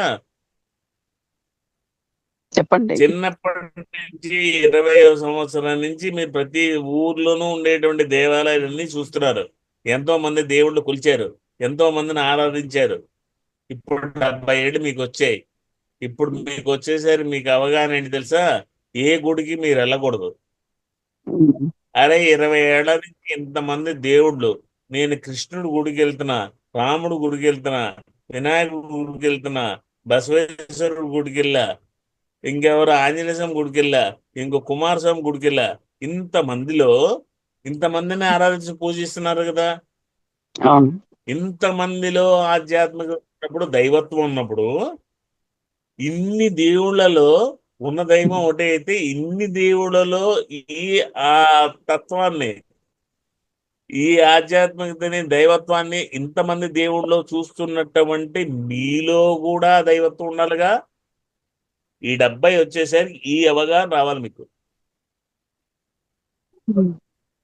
ఇన్నాళ్ళు బయట దేవుళ్ళు దైవత్వాన్ని చూసారు కదా.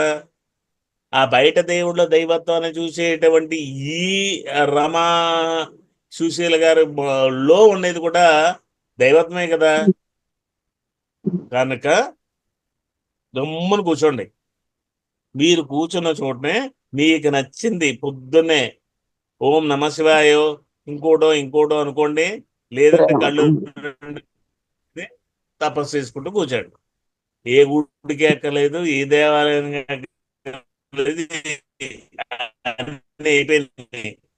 అందరిలో ఉండే దైవత్వం చూశారు, ఆ దైవత్వం మీలో ఉందని అవగాహన తెచ్చుకోండి.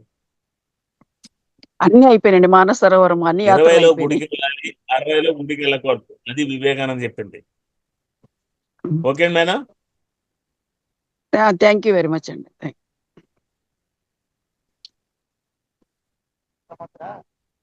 ఇంకా ఎవరైనా మాట్లాడతానండి? ఏమైనా క్వశ్చన్స్ ఉన్నాయా? చూడండి, అందరూ భోజనం చేశారు లేదో. 10:30 అయిపోయింది. మళ్ళీ వాళ్ళకి ఆకలి అయ్యచ్చు, పేషెంట్లు ఉండొచ్చు. మీకు నాకు ఏం లేవు కదా, అందరిలోనూ అనుకోకూడదు. Yes sir, thank you very much sir. మాకు ఇంత చక్కటి జ్ఞానాన్ని అందించారు. చాలా బేసిక్స్ లోనే ఉన్న డౌట్స్ కూడా చాలా అద్భుతంగా క్లియర్ అయినాయి. మంచి జ్ఞానాన్ని మాకు అందించారు. అందరూ కూడా సార్కి ఒకసారి గట్టిగా ధన్యవాదాలు తెలియజేద్దాము. ఇంత చక్కటి మన జ్ఞానాన్ని అందించిన సార్కు అనంత కోటి ఆత్మ నమస్కారాలు తెలియజేద్దాము. ముందు సెషన్స్ లో కూడా మీ యొక్క క్లాసులు మాకు అందించాలి. ఇంకా మీ మీరు ఎప్పుడు జ్ఞానాన్ని అడిగితే అప్పుడు వస్తాను. Any time before Yes, sir. 24 hours. నాకేం టాపిక్ అని చెప్పక్కర్లేదు. మీరు నన్ను క్లాస్ పిలిచి అప్పుడు అడిగితే దాని గురించే చెప్తాను. నాకేం ప్రిపరేషన్ ఉండవు. ముందుగా Yes, sir. నన్ను ఏం అడగట్లేదు. మీరు ఎప్పుడంటే అప్పుడు వస్తా. Yes, sir. Thank okay, you అందరికీ very good much. Night. Thank you, sir. Nice. Sir ఎంత చక్కగా వివరించారు కదా మనకు మూడవ కన్ను అంటే, ఆ కన్ను అంటే ఏమి ఉండదు అనేసి. సాధన వల్ల మనలో ఉన్న చక్రాస్ యాక్టివ్ అవ్వడం వల్ల అప్పుడు తెరుచుకుంటుంది మన యొక్క జ్ఞానం అనేది. అద్భుతంగా వివరించారు. అందుకే ఎంత వీలైతే అంత సాధన అనేది చేసుకుంటూ పోవాలి. ఏదైనా మార్పులు వచ్చినా కూడా ఆ మార్పుల వెంట పరిగెత్తకుండా మన సాధనలో మనం ఉండాలి. అంతేగాని ఆ మార్పుల వెంట అయితే పరిగెత్తకుండా. అది చక్కగా తెలియజేయడం జరిగింది. ఇంకా మనం కూడా చక్కగా మెడిటేషన్ చేసుకుందామండి. చక్కగా ఒక గ్లాస్ మంచినీరు తాగి, మంచినీరు పక్కన పెట్టుకుందాము. పిరమిడ్ ఉంటే పెట్టుకుందాము. శ్వాస మీద ధ్యాస పెడదాము. అద్దాలుంటే తీసి పక్కన పెట్టేసి చక్కగా కళ్ళు రెండు మూసేసుకుందాము. స్థిర సుఖాసనంలో కూర్చుందామండి. శరీరాన్ని గట్టిగా బిగించి కూర్చోవాల్సిన పని లేదు. స్థిర సుఖాసనము. వేళ్ళలో వేలు వేసుకుందాము. పిరమిడ్ ఉంటే పిరమిడ్ పెట్టుకోండి అందరూ కూడా.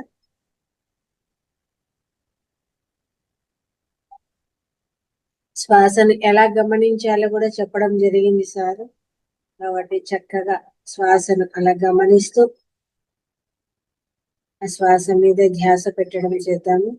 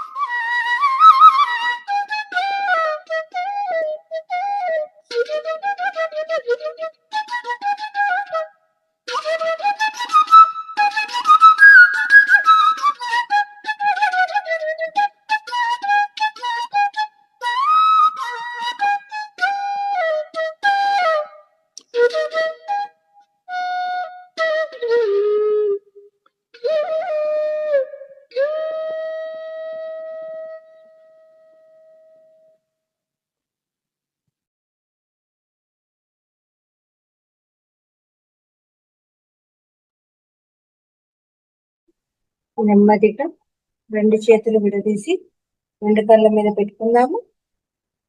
5, 4, 3, 2, 1. ఇప్పుడు 2 అరచేతులను చూసుకుందామండి. 2 కళ్ళు తెరుస్తూ చక్కటి చిరునవ్వుతో.